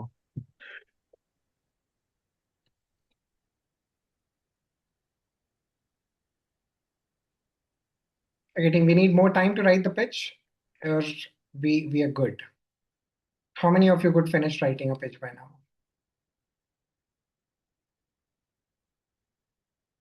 Okay, I see no show of hands, so I'm assuming everyone is trying it. Okay, we'll give it another 1 minute.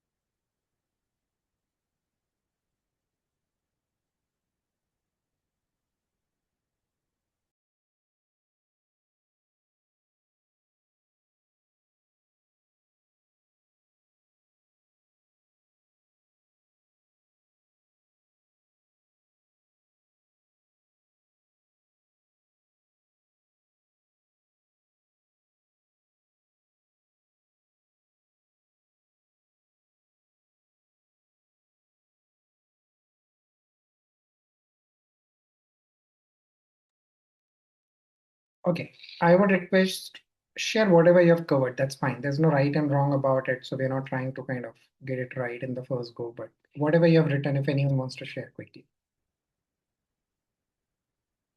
I would request to share your screen so that everyone can read what have you captured rather than reading it out.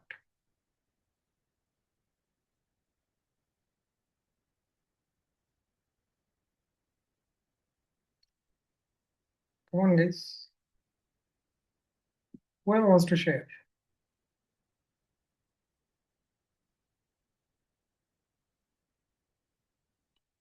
Jackie, you want to take a shot? Yes, 1 second. Yeah.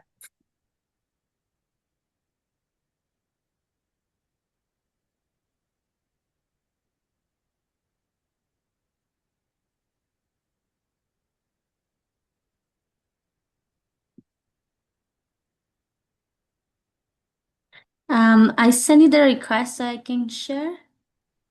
I think everyone can share. It's open for everyone. Oh, really? Okay.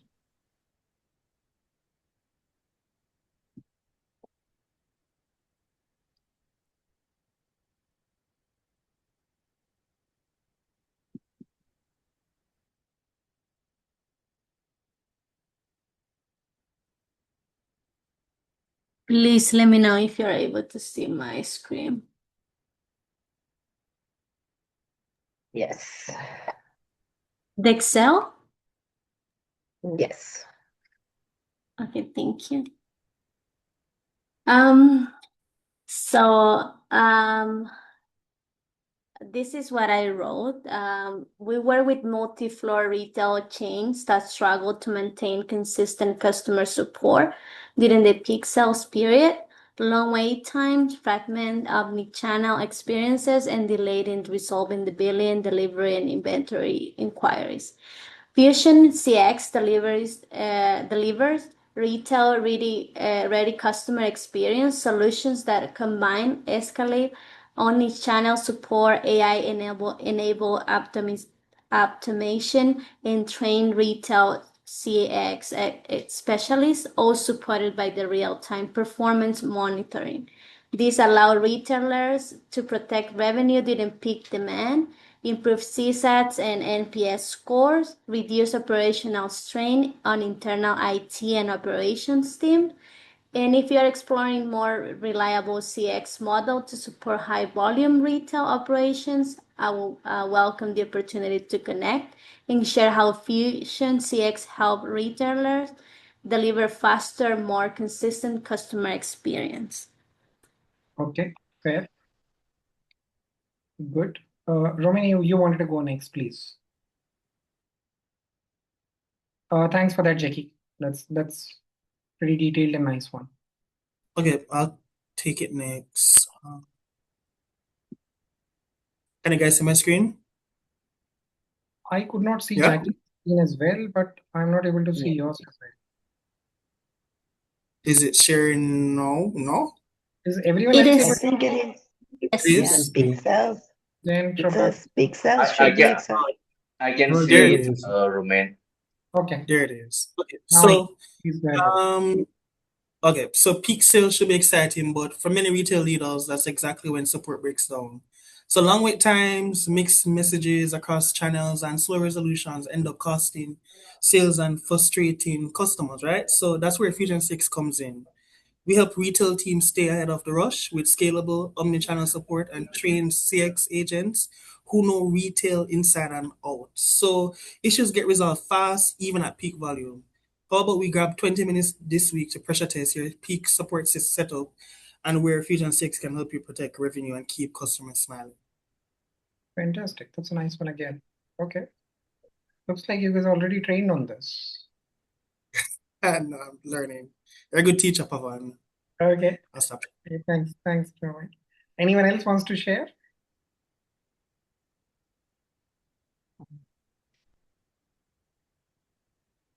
Okay, fantastic. No problem. Let's quickly get down to where we were and let's look at, and none of these are right and wrong answers, by the way, just to tell you.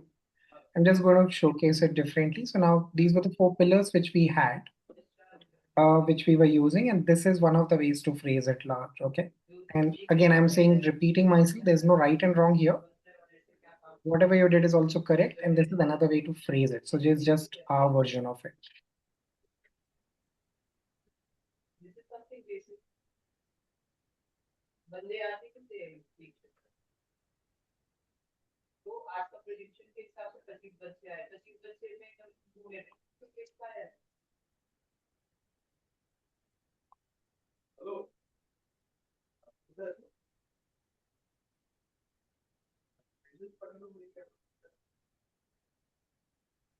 Now, the question I have for all of you is, when you read the pitch, which I just displayed on the screen at the bottom part of my screen, what is the perception you get? That am I aware of the customer issue? Am I sure of the customer issue?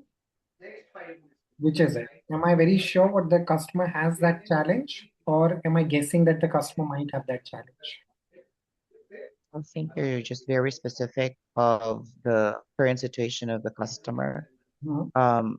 Not to mention you did advise that um you're what do you call this? You are showing off the customer that these are some of the scenarios we've been handling, right? And so we have a vast experience of it, and we can certainly deliver what is the expectation. So I think that's what the elevator pitch here looks to me. Okay. What about others? What do you think of the elevator pitch? That is the seller, if they're pitching it this way, they're very sure about the issue, or they are trying to guess and take a conversation to make it interesting. What is your take?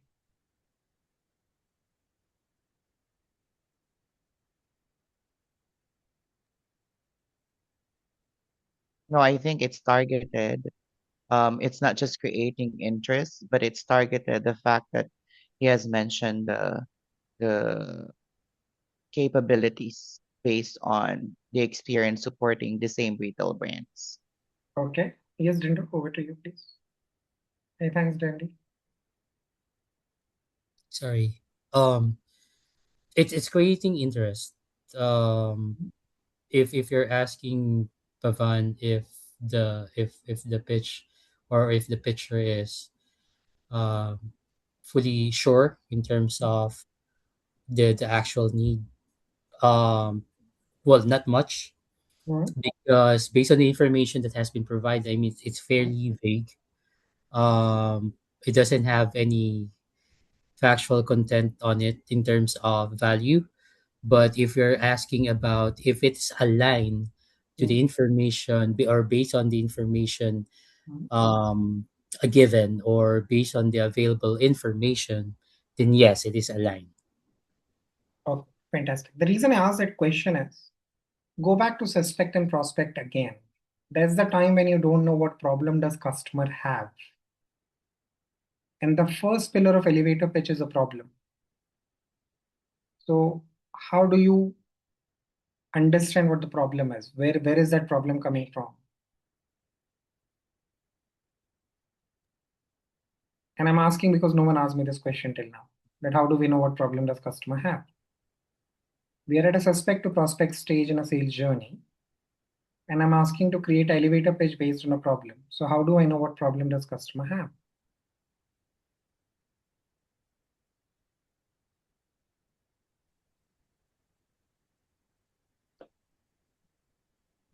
Based on research or based on information shared? Absolutely. Thanks, Dindo. This is based on a generic information about an industry. How well do you know your customer's world?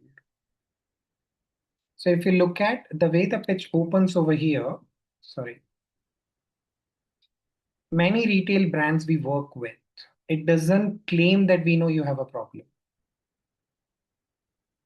Opening statement is very generic. It is industry aligned. Many customers we work with struggle to manage customer queries during peak hours. Okay, so please be conscious of the fact that these problems are not known to you in advance.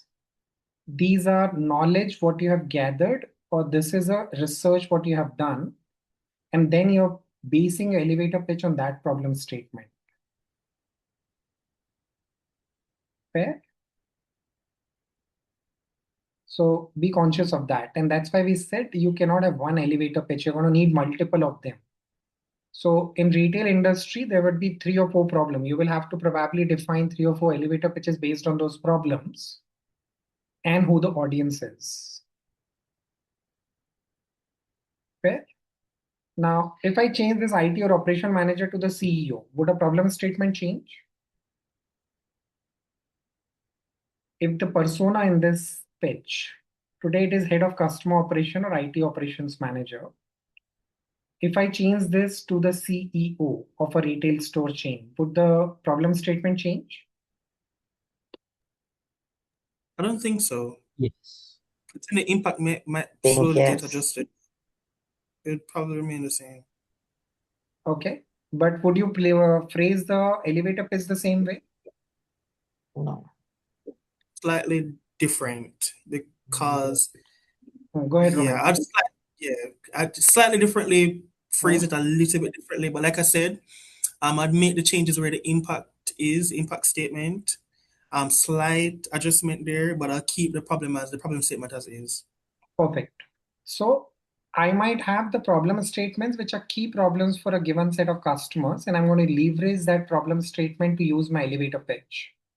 You do not know, these are not needs of the customer. Please do not equate this problem to the need of the customer. Okay. This is not the need of the customer. This is an interest you are creating that if you have this problem, we can help you in 1, 2, 3, 4 ways. Okay. These are industry related problems. These are generic in nature. So do not assume a customer has come and told you that I have this issue.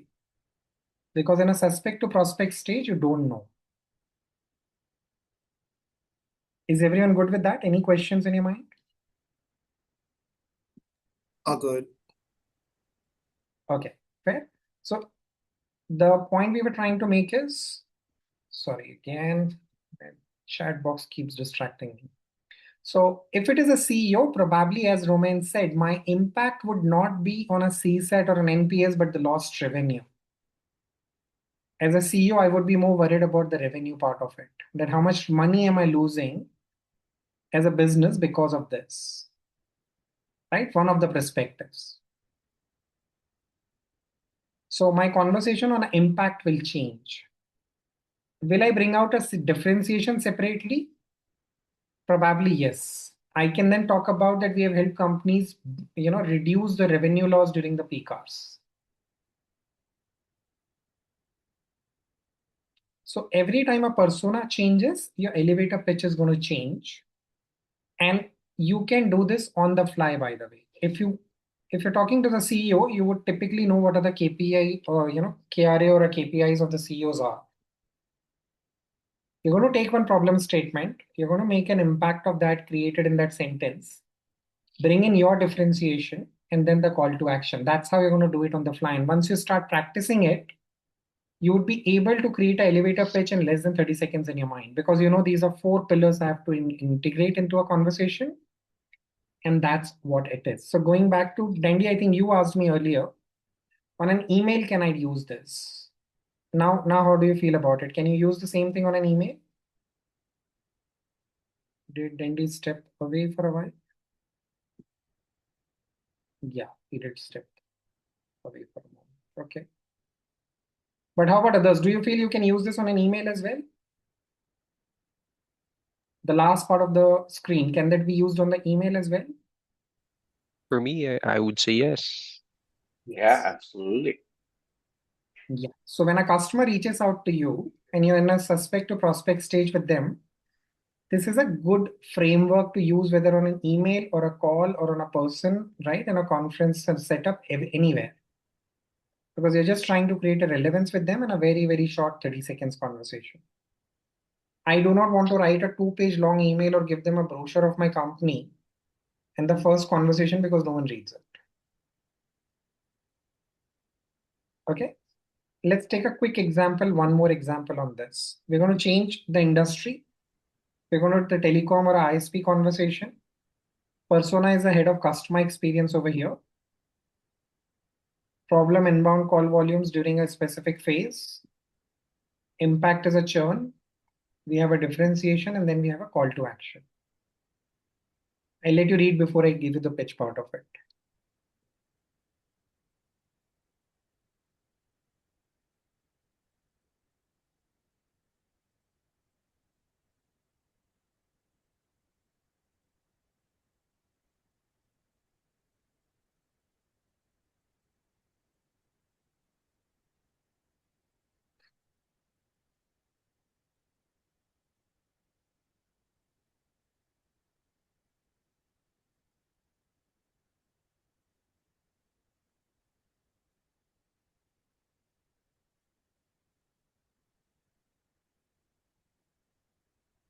Again, the problem is generic in nature. We know this happens. Every time there's a new feature launched or there's a new change happening, organizations go through this journey.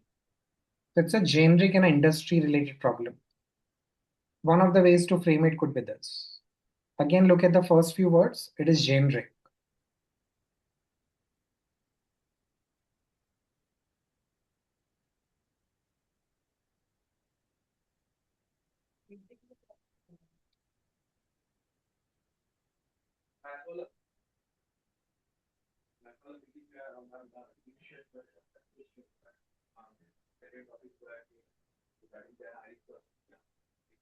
Gives you a sense of how to craft elevator pitch.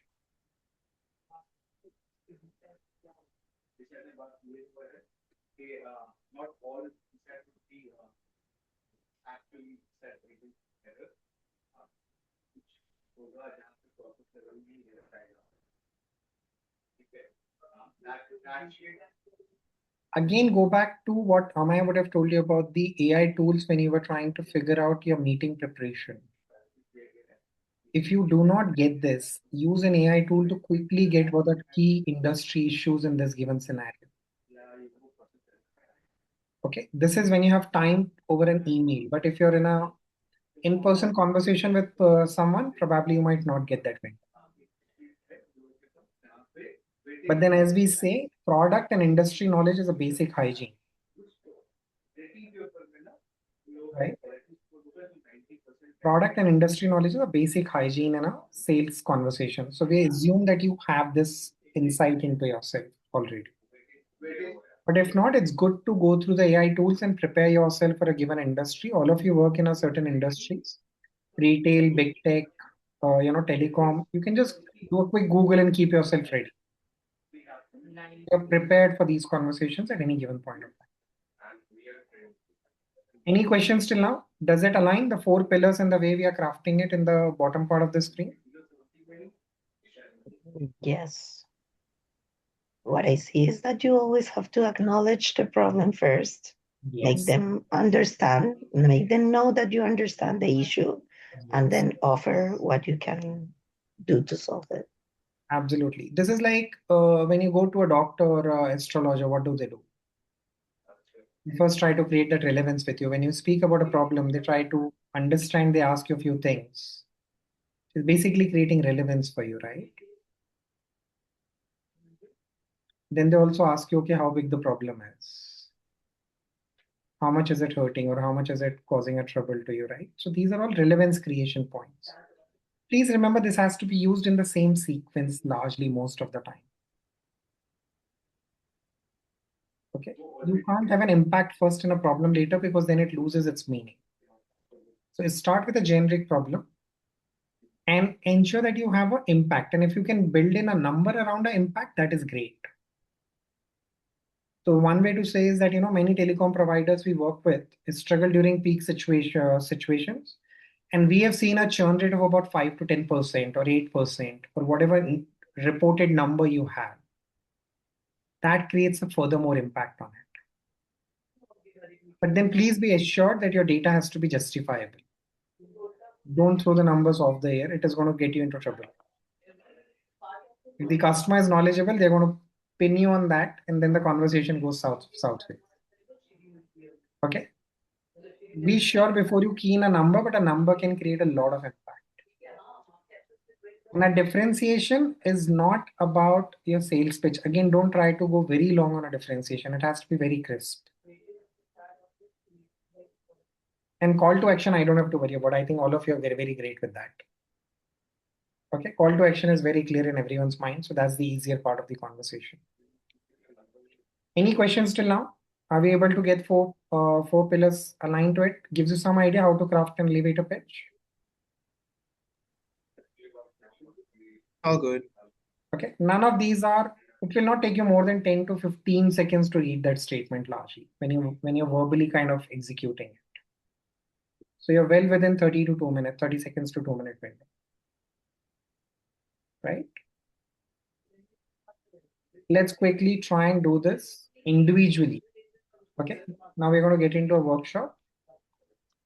What we're going to do, we're going to take frame 3 to 4 elevator pitches and target one persona for an elevator pitch, which means, for example, I want to take a CEO, I want you to take a VP of an organization, an operations manager of an organization, and a customer experience lead of the organization. This is what 4 personas would look like. So choose any 3 or 4 personas and craft an elevator pitch which is targeted at them. Okay. I'm going to request Tina to divide you into groups. We have taken a liberty of pairing you with your team members. So telecom guys are in one group, retail guys are in another group, and that's how. Only one group has BFSI retail because you were 1-1 in number, so you will have to help each other there. Okay. Second thing, share the individual pitch with the team and let your team members tell you, is it making sense or not? Sorry, Pavan, can you repeat the 4 different or 3 or 4 Okay. persons? Okay. Persona is what you will have to choose, Christina, depending on what kind of customers you interact with. Basically, 4 designations. Take any 3 or 4 designations whom you're going to make a reach out to. Okay. And how would you craft an elevator pitch for these designations? Okay. Okay. Discuss this with your team members and take their view on it. Is it making sense? Is it too long? Is it too short? Is it covering all the 4 pillars or not? Okay. As a group, choose 2 strong elevator pitches, which I would request you to share with the larger group. Fair enough? We're going to take a 10 minutes. Tina, I request you to open the rooms, virtual rooms for everyone.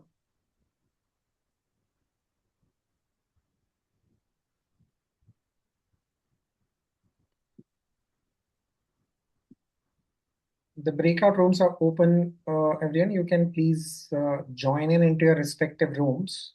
If you want, take a screenshot of this. And here is your 4 pillars. If you want to take a screenshot, feel free to take a screenshot of this.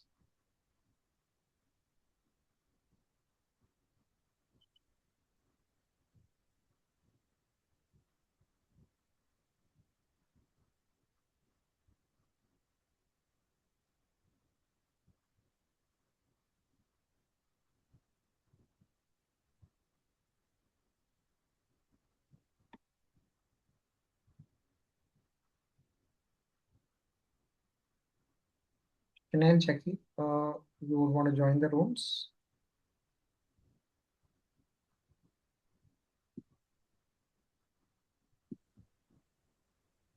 So it automatically absorb, no?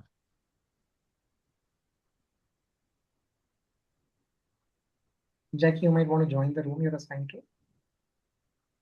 Yes, please. You can take a screenshot of this so that you know the instructions and then join the room.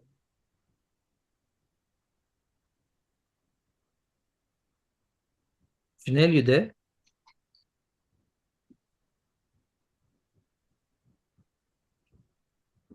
I'm not sure if Chanel is there.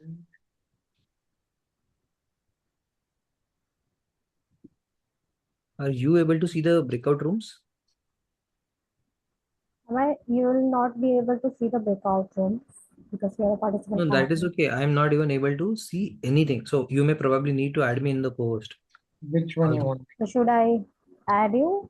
So in the co-host so that I'll be able to see the list of rooms. Yeah. So I may feel free to jump around the rooms and guide them. Tina, you messaged me some background. There's no background. I'm in a back room. Okay, but there are some background noise was coming. मेरे fan अगर laptop के fan का तो मैं उसका कुछ नहीं कर सकता but other than that was no background I am in a very very काम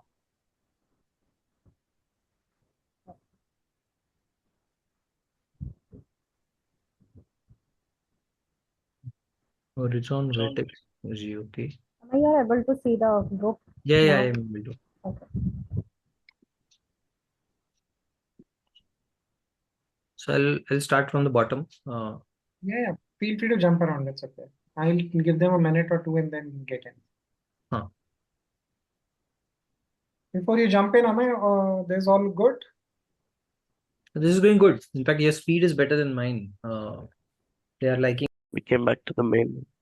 Tina, can you drop a message on the groups saying that we would be closing in about next 2 minutes, and then after 1 minute you can close, so they will get another 1 minute from there.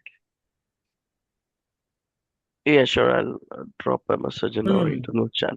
Tina, Hemant, I you think can do it. it was for Tina. Tina will do it. Oh, okay. Thank you. So you guys were able to craft the elevator pitches? Yeah, we did, and we used GPT too. Which is also smart.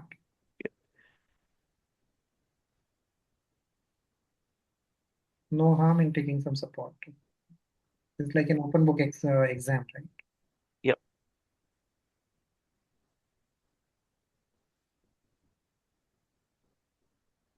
Still trying to learn a lot of things because we are not from a sales background. So See, everyone is from a sales background, is what I believe in.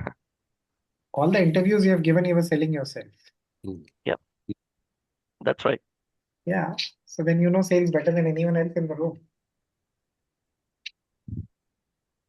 Not only interviews, the appraisal meetings, the feedback reviews. The appraisal I don't go to because it's touchy-feely.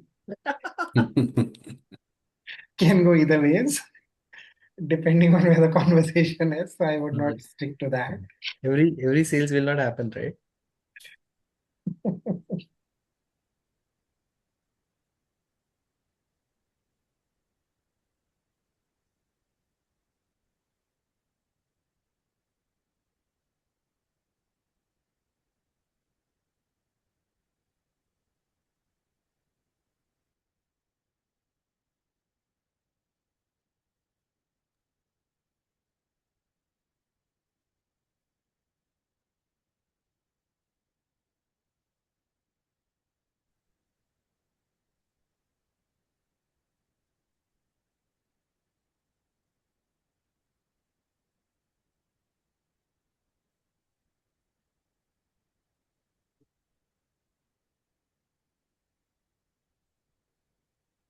You're tracking time, right?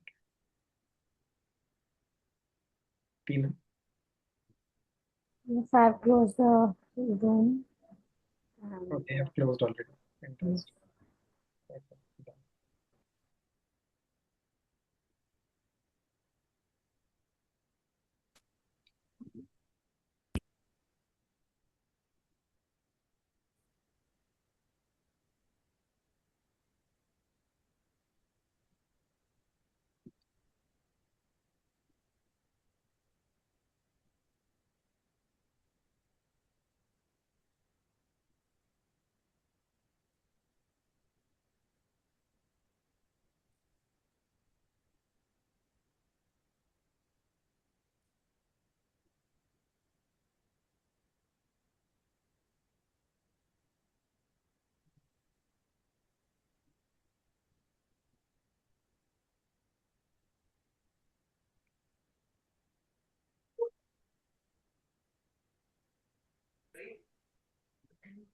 Okay, we have everyone back. Fantastic. So let's go one by one. First of all, was everyone able to create at least one elevator pitch?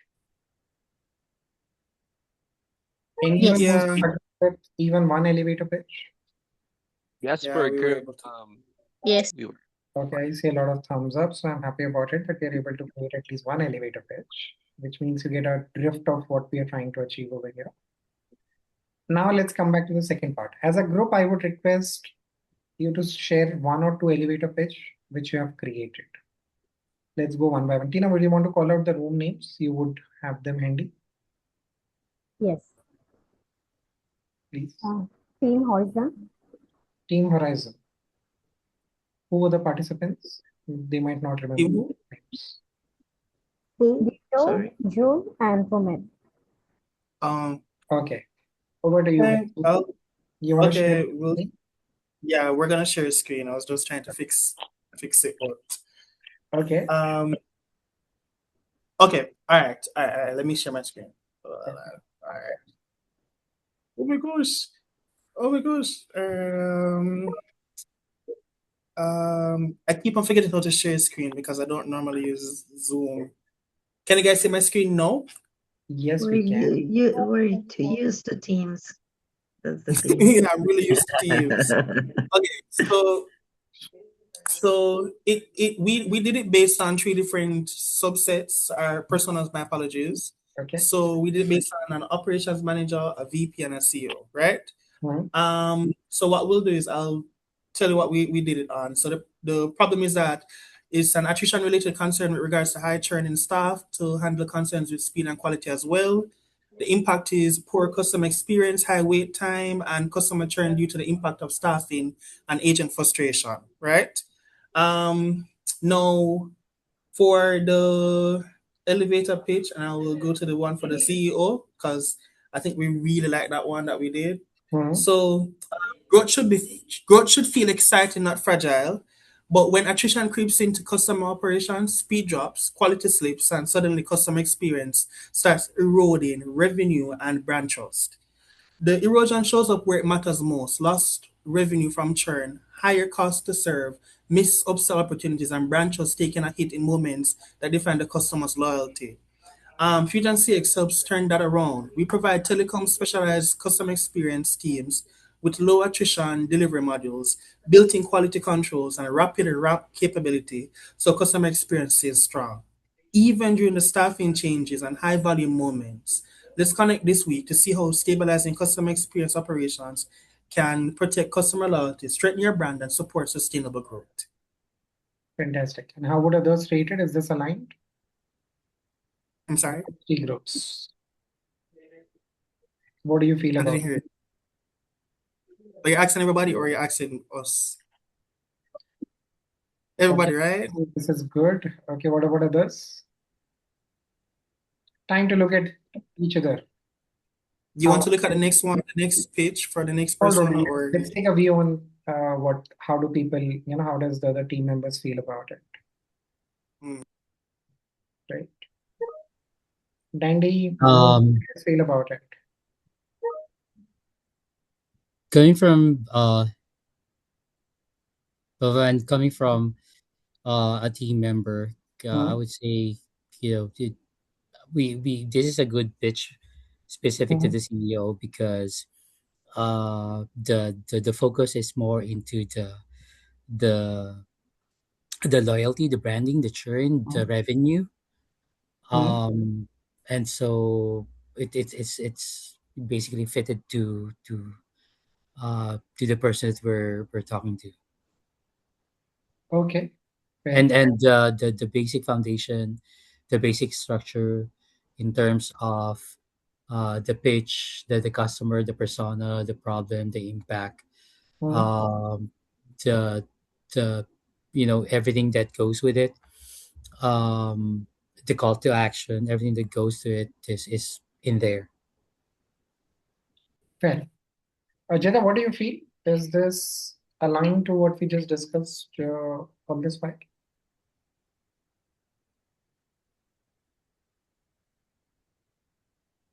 Jada might, busy with Pankaj sir being there because they are asking, they're presenting a lot of things, but she was there with us while doing the workshop. Okay, So fair. I'll check with her. Okay. Chanel, how do you feel about it? Is this aligned?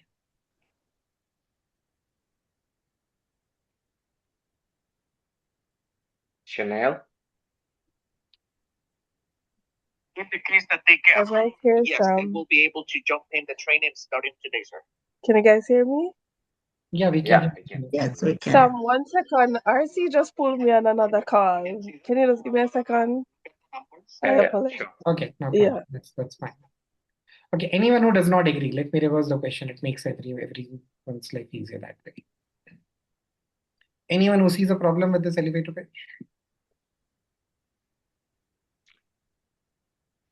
Okay, largely no. So please, Roman, feel free to move to the next one.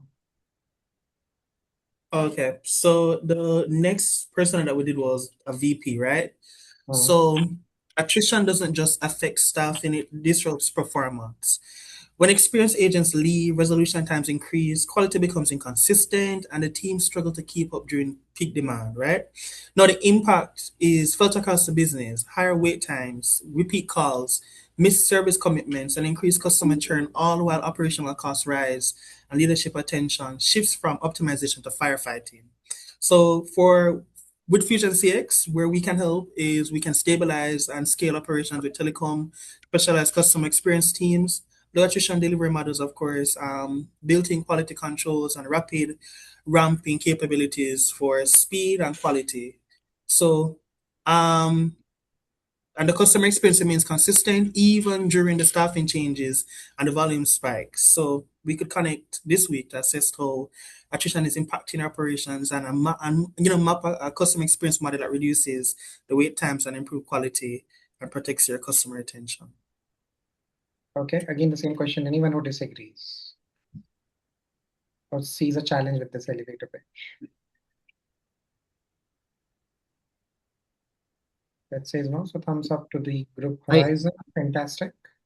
Yes, someone was trying to say something, please. No. Okay, so Team Horizon, great work there. I think it's aligned to 4 pieces. You guys got a sense of it while creating how to do this? You think it is too difficult, Team Horizon? No, it wasn't. I think we really brainstormed and talked about because for a moment we hit a snag for the VP and the CEO. How do we differentiate a lot of the two? And what I really loved about this one the most, and what we discussed was that we were talking about revenue, and people think about all the time that revenue is the most important part. Making money is what VPs think about, but Linda really brought a good point that sometimes the brand is very important as well. Ensure that you're securing and protecting your brand is very important. So a part of this was that we consider not just only money, but how does customers not being happy? How does that impact you and the brand that you're portraying out every single day? So it was a good discussion and conversation. So I think we aligned and it was, we worked it out. Okay, fantastic, Romain and team. Thanks. Let's move to the next group. We'll go to Elevate after this. Yes. I read Elevate on the chat, so we'll go to Elevate. Deepak and Hemant, right? In Elevate? Right. Okay, Yes. Deepak and Hemant, over to you. Hemant, do you want to present or? Sure, Deepak, I can do that.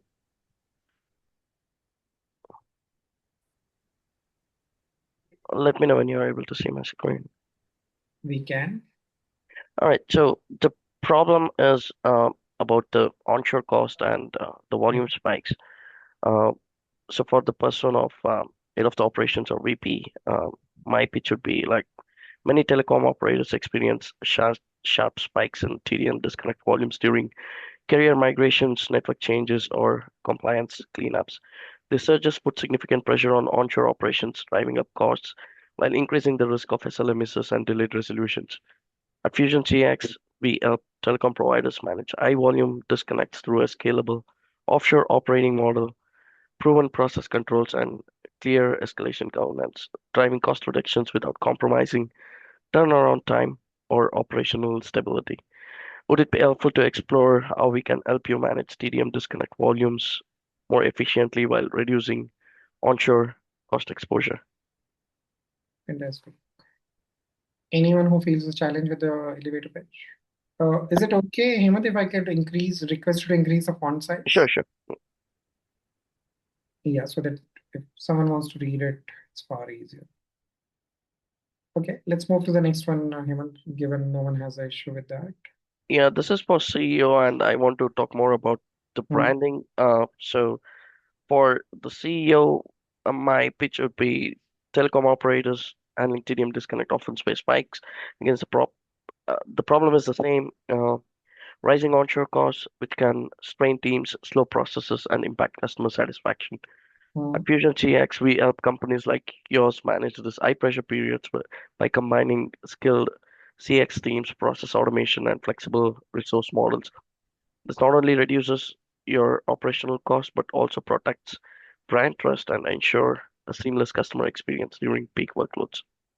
Would it make sense to explore how Fusion CX could help your business scale TDM operations efficiently while controlling the costs?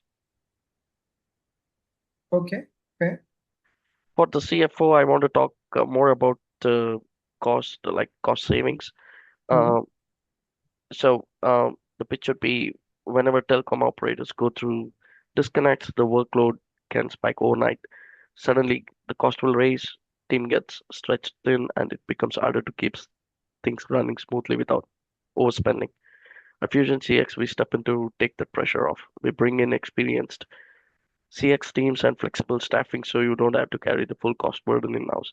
The result is lower operating expenses, steadier margins, and peace of mind, knowing your business can handle the surge without missing a beat. Would you be open to quick conversation about how we could help ease those cost pressures for you?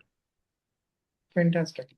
So do we get a idea over here? I think they've done a fantastic job of keeping the problem statement almost same, but creating three different pitches for three different personas. Okay, I think this is what you can note, that one same problem, I can position it differently to different personas in an organization. So I might not have a list of about 5 to 8 problems all the time. I can use the same problem statement, but project it given to the persona's business responsibilities in a given organization. That's a smarter way of doing it as well. So you can do that as well. If in case you're caught up, just turn it around and align to their KPIs and use it. Okay, fantastic job, Hemant and Deepak. Thanks for sharing that. Thanks, Paul. Okay, let's move to the next group quickly. Tina, you want to help me with the name? Yes, Team Vertex. It is Christina, Dandy, Jackie, and Chanel. Okay, over to you guys. Christina, Dandy, who else? Me. Jackie Chanel and Chanel. and Jackie. Okay. Yep. Over to you guys. Please let me know if you're able to see my screen. It's coming up.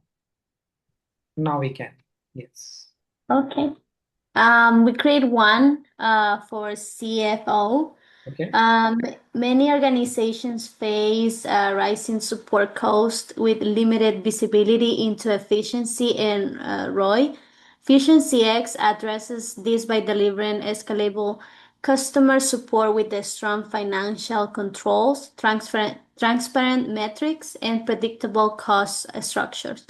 Our focus is improving cost to serve while maintaining performance and reducing risk. Will a short call be helpful to explore where we could drive efficiencies for your team? And the second one that we choose was for a head of operations, that it's for high call volume and operational pressure. During peak periods, many organizations experience sudden increases in inbound call volumes that overwhelm internal teams. This often results in long wait times, agent burnout, and declining services quality.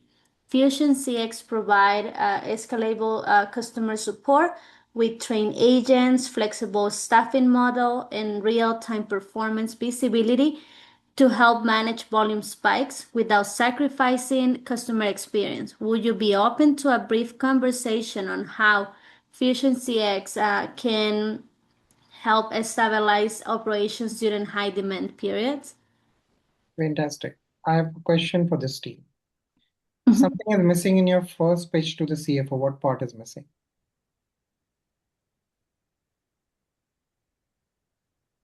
There's one of the pillar which is missing in your first pitch. Which part is that?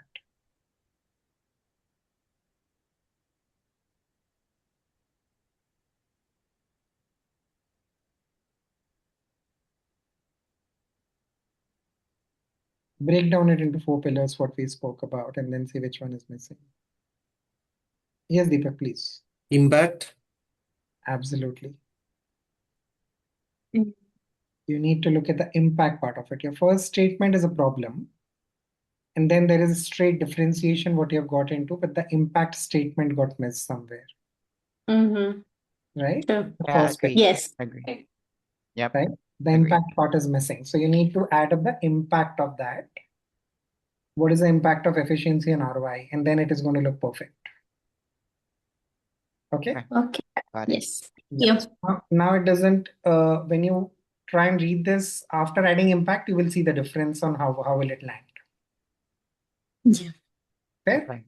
I will do the corrections. Yeah. Okay, done. Thanks. Thank you so much for sharing, team. Tina, can we look at the last room, which was, what was the name? Team Synergy. This is Jada, Team Manuel, Synergy. and Sam. Okay, Sam and team. That's our team. Yeah, I can share. I can Okay, share.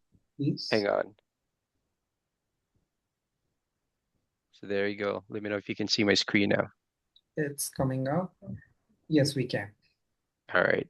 So, based on our discussion, so distributed as the job title. So the problem here is just a generic problem of building a robust customer experience.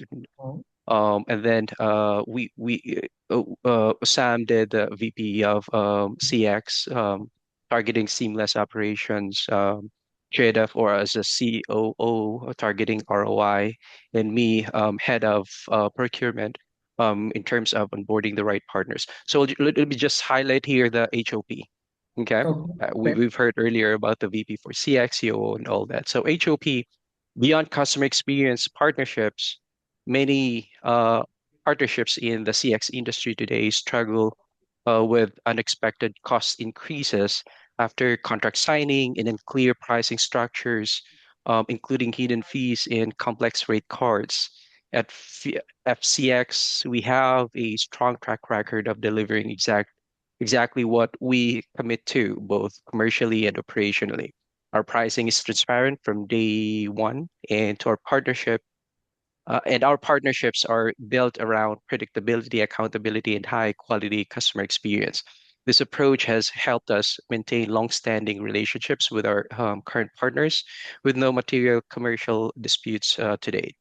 Would it make sense to connect this week to explore how FCX could support your CX need?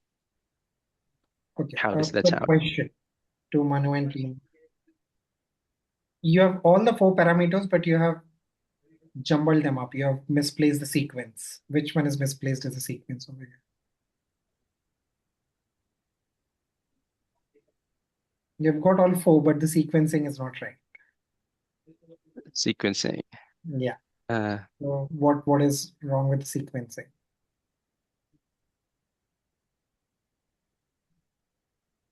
Problem. Okay. And Mhm. then what is that? Hang on. Problem, impact of the problem, Impact of the differentiator, and call to action. These are the 4 things.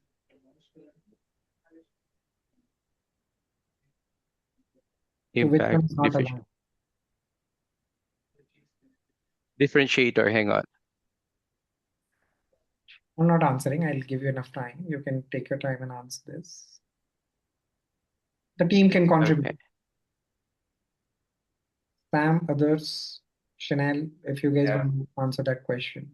Yeah, this part, the approach has helped us. Hang on. Okay. Problem, impact, differentiator, and call to action. Those 4. Those are the sequence? Sequence, problem, impact, differentiator, and call to action. That's the sequence. Yeah. So problem, impact, differentiation, and call to action. PIDC, if you want to remember it. IDC. Others can jump in as well. What is not differentiator got replaced. You have a differentiator. Yeah. It's not placed at the right sequence. The sequencing is not aligned. Yeah. What is wrong with the sequencing is my question. The problem statement is there. I think it's where where is the impact? Differentiator is. The impact of differentiator is it's kind of weird. It's it's third part should come first. So this approach has helped us maintain long-standing relationship is the impact, right?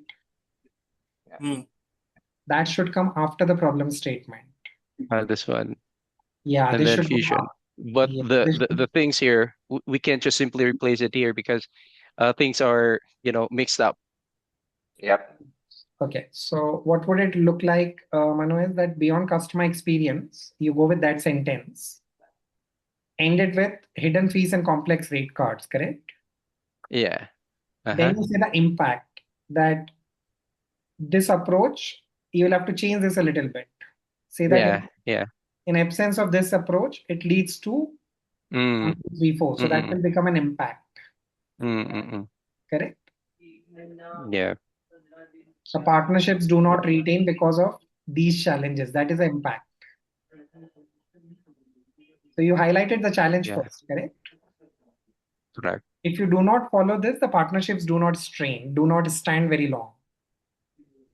And then you go with for your differentiation that we follow this and hence our partnerships remain longer. That is your differentiator.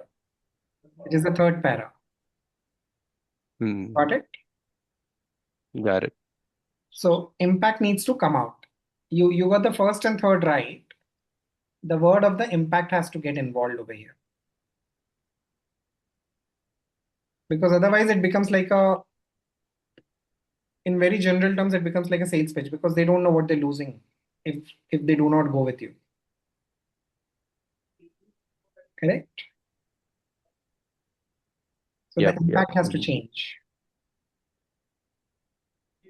And I'm happy that you picked up the procurement piece. This is a difficult one. Yeah. Okay, procurement conversation is not easy on the elevator pitch. And you've got that right from the start from a way you structure the contracts. So that is a music to their ears. Yep. Right? And if that does not happen, then the relationships become either sour or become short in term. That could be the impact of it. Right? Because the moment your cost goes off, or if your rate cards are not aligning, then the relationships get strained or become shorter in time. Mm. That is the impact of it. And then you get down to remaining of it. What is written is absolutely fantastic. Mm-hmm. You can say this causes commercial disputes or the discomfort in the contracts at a delivery stage, Mm-hmm. or leads to the business challenges in delivery. Any ways you can phrase it, the impact part of it. And then Gotcha. you go to, at FCX, we have a strong track record of delivering as per exactly what we commit. Make sense? Is everyone aligned on this? Very good. Yep. Mm-hmm. Okay. Fantastic. I am excited to show mine because I'm sure I have also done some mistake for sure. Okay, go ahead. Yeah, let me just go ahead and share entire screen. Okay. Can you see it? Yes, now we can. It is for VP of CX, customer experience. Mm-hmm. And this is what I have written. Do you want me to read? If you want to, more than happy, so that others Sure. can read it. This time from Fusion CX, we are known for our seamless operation when it comes to contact center support. Over the years, we have evolved with our clients to understand, sorry, their end customer, that shouldn't be they. Sorry, my bad. Their end customers persona, as each CX operation has unique challenges in modern day businesses. And based on that, we have customized our tailor-made solutions. As CS practitioners, we firmly believe there is no generic strategy for CX support due to customer behaviors got changed over the years. Hence, it's not recommended to take a one-size-fits-all approach while creating your CX strategy if you are looking for a better ROI in a long run. Let's connect on this thought and find some synergies toward a better ROI along with the best CX strategy fits your project. Looking forward to your response. Towards the end, I probably lost it, but I was That's just okay. thinking out. Yeah. I let the team react to it. How does this look like for an elevator pitch? You need to keep it on screen, Sam, so that people. Oh, I cannot see others if I keep it on screen. Okay, let them read it. Yeah. Okay. What do you guys think about this elevator pitch?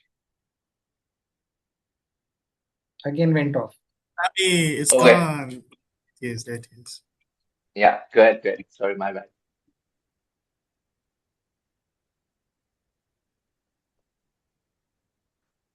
Something is missing. I think the structure is also kind of weird for me.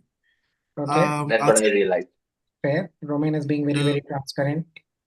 the Fair. problem kind of seems clumped in the introduction. I don't know. Okay, that's Roman's observation. What about others? Come on, guys. You get rare chance to talk on Sam, whatever he's doing. So please be open Yeah, about it. absolutely open for feedback, guys. Go for it. Yeah, I think it's the same as mine earlier, Exactly. the structure, problem was that problem impact differentiator and the last portion there. Yeah. Mhm. Dindo has raised a hand. Yes, Dindo, please.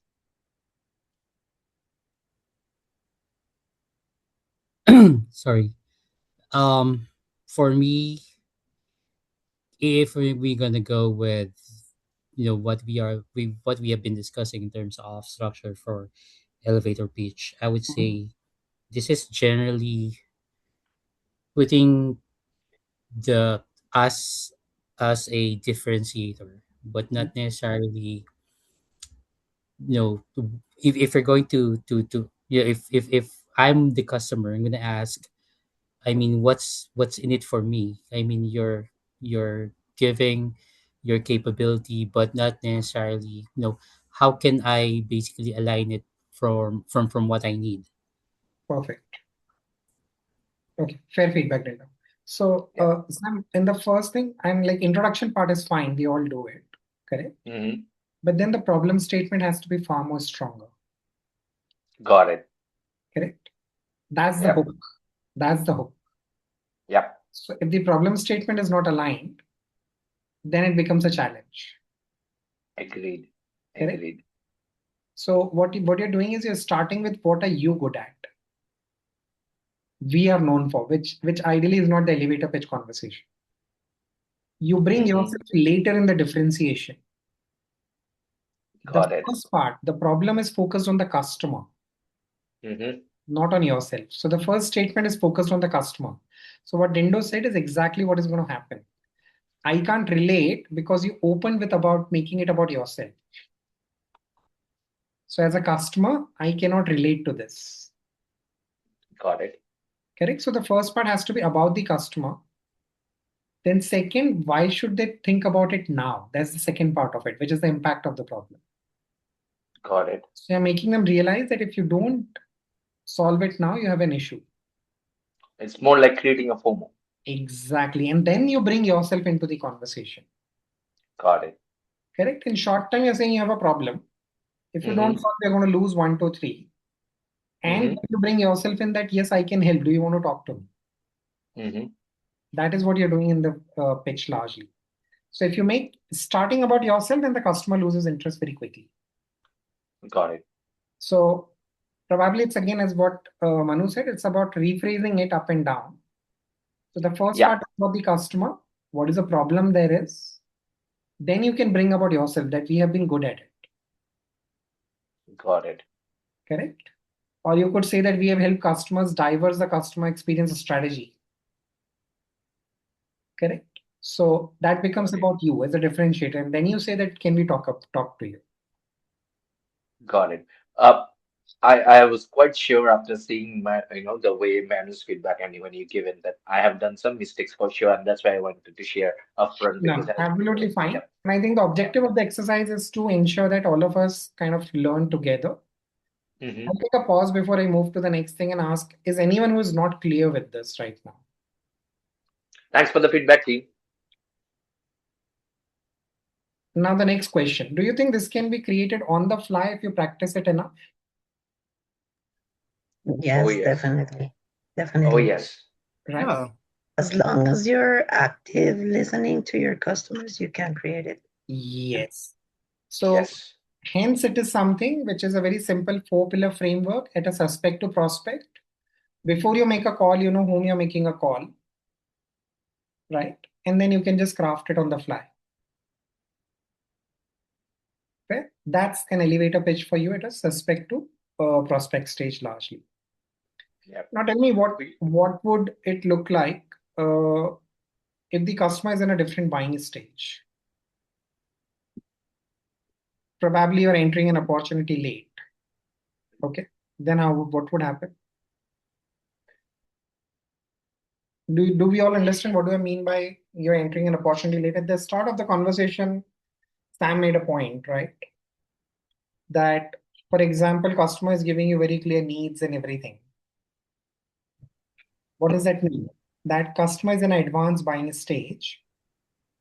You're entering the opportunity pretty late, which means they've already discussed with others. They have frozen their business requirement.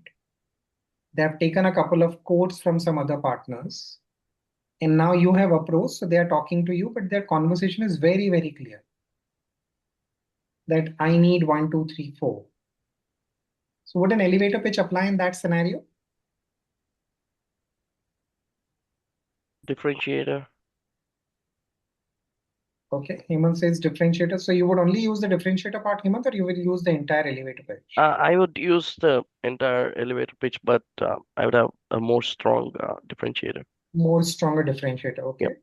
What do others feel? Would you still use the elevator pitch at that stage? I'll repeat the scenario. Customer is in advanced buying stage. They have taken quotes from the other partners.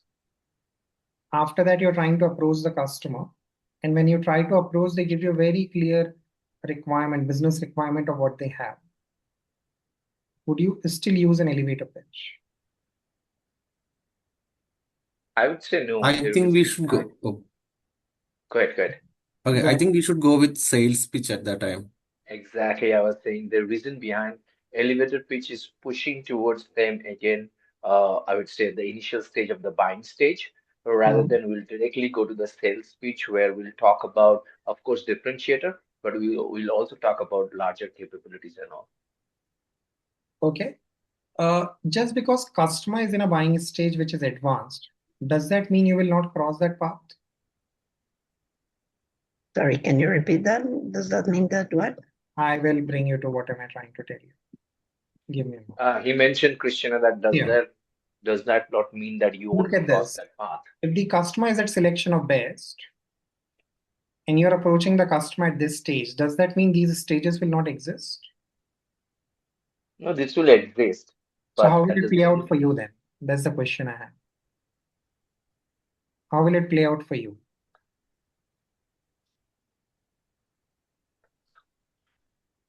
Customer is already here at selection of best when you're approaching them. So what happens to all these stages in that case? Well, those have to be acknowledged anyway. No? Krishna, you want to share a little more insight into what do you mean by that?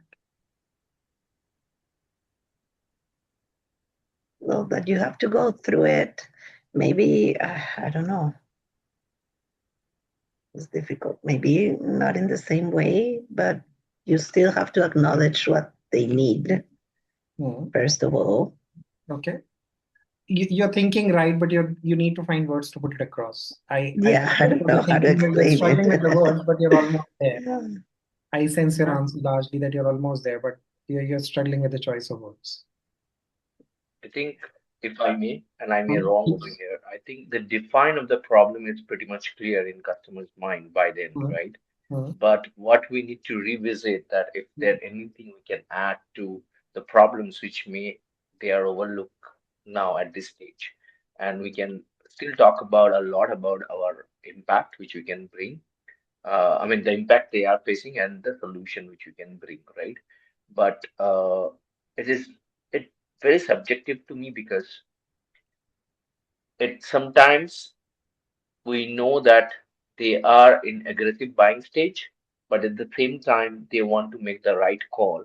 So if we can pitch in a right way, and I kind of when I give a second thought, I kind of agree with you because when if we take them through the journey and make them realize that a faster decision may create a lot of issues in a long run, they might understand the larger impact. So we have to focus on the impact part a lot and then also talk about the solution or the implementation. Okay, fair. What do others think? It's an important question. I'm going to take you through the next part of the conversation based on that. Absolutely important, very important question. Dindo, over to you, please. Just to clarify, Pavan, so we just met the customer. They are on the buying stage. They have specific requirement, right? But we haven't gotten into formally meeting the relevant stakeholders, right? Correct. Then I would still go with the elevator pitch, but focus on, because you know it's going to be impossible for you to say, for example, the customer gave three specific information or three specific requirements, right? that you would be able to highlight yourself as a differentiator into those three different specific requirements, right? Because at that point it's not generalized. You need to put in more detail, more information into it to make it more interesting for the customer. And so I would rather focus on choose one of their requirement, focus on that, give a little bit more of the information, more say uh can be numbers, can be specific data, right? And then get the interest of the customer from there. Fantastic. So guys, you gave me two answers and both answers are right. Now break it down in your mind. What are the two scenarios which can happen over here? One, customer is reaching out to you with a clear business requirement. Okay. When that happens, then what Dindo said is going to go play out. You want to pick up one of the key problem statement and then start your elevator pitch from there in terms of how can you help them, why are you relevant, and why should they get you engaged at this stage. Okay, first thing. Second, you are reaching out to the customer and you don't know which stage of buying they are in. Then it doesn't matter. You're still going to use an elevator pitch. You will only realize after an elevator pitch at what buying stage they are in. I'll again repeat. Customer reaches out to you with a clear business requirement. At that point, you're going to pick up from that business requirement and try to speak again at an elevator pitch scenario so that they can take you more deeper into the opportunity from there. You will have to strike a relevance, and that's what an elevator pitch is doing. If you do not create a relevance to their business requirement, they will not get you engaged into the opportunity. They are very late into the buying cycle. Yes. Second, you are reaching out to the customer. Then you have no clue what buying stage is the customer in. So you will take an elevator pitch irrespective. Now comes the second part of my question. What will happen to these stages?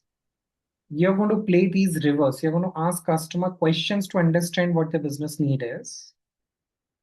How have they arrived at this problem? And what are the options they've already evaluated? So you're going to travel this entire stages from a status quo till selection of best in a very short time or 1 or 2 meetings. And that's when you will have a level playing field with your competition. Make sense? Yes. Absolutely. Absolutely, Okay. yeah. So there comes a no point where you do not travel these stages. You will travel these stages irrespective, whether you're engaged at a status quo and travel with the customer to selection of best. If not, then you're going to travel reverse. Because you will need to understand what made the customer realize that problem. Okay. And that's where comes this conversation, the need and need behind the need, which was covered very strongly in a meeting preparation conversation. Every customer has a need and there's a trigger for that need, which is they need to understand what to achieve, fix, or maintain. That is a trigger for any business requirement. Please remember these three keywords: achieve, fix, or maintain. These can summarize any business requirement as a trigger. Customer says they want to have a better customer experience. They want to have a diverse customer experience channel. What does that mean? What are they trying to do? Are they trying to achieve something to kind of, make the risk, hedge their risk across the channels? Or they're trying to improve a customer experience? Or they have a problem which they're trying to fix?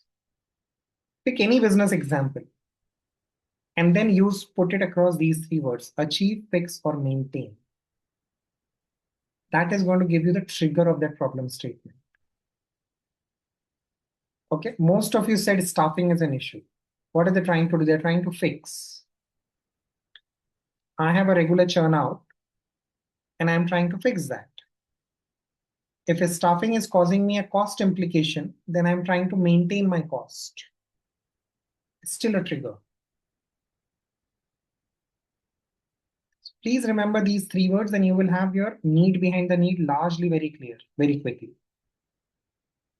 So So what we are saying is, when you are in that conversation, you will first go to the customer and ask, Mr. Customer, what triggered this conversation? Your next question could be, could you define your business problem? Your next question in that next conversation would be, okay, what have you evaluated to solve? Now you're at the same place with others. This is where sales pitch will come after this conversation. You cannot take a sales pitch till the time you have these three answered. Go back to the four principles of a great successful sales call, which Amay spoke about in the first conversation he would have had. Seller asks a lot of questions and then pitch the solution later into the conversation. Right? So this is exactly what is happening over here.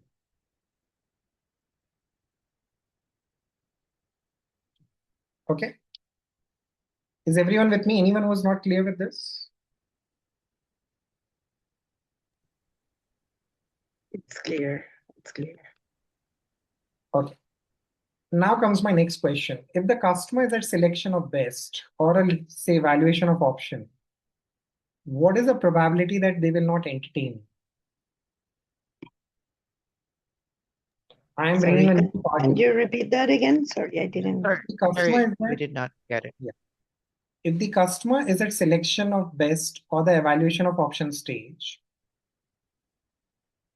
what is the problem that they would resist to entertain you into the conversation?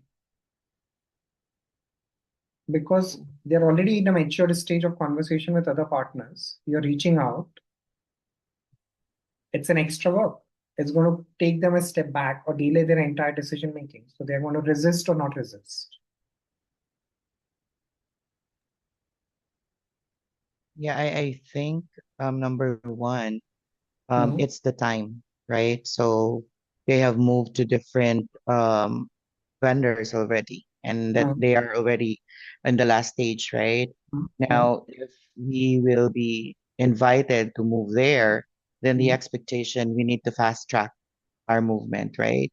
And so the elevator pitch would work, but we need to understand the customer scenario, right? Probably the customer will not give us the whole 9 yards of the one that they have presented in the other vendors. They could just give the most important information that they might think of, and then that's where we will be able to get our relatable case probably. Yes. So this is where I want to lead you next into the conversation, what you just went through. Okay. I think, okay, you want to take a break? Amay, quick question to Amay and Sam. I think, do we want to wrap this up today right now? Because the next conversation will not finish in 30 minutes. I'll have to stretch.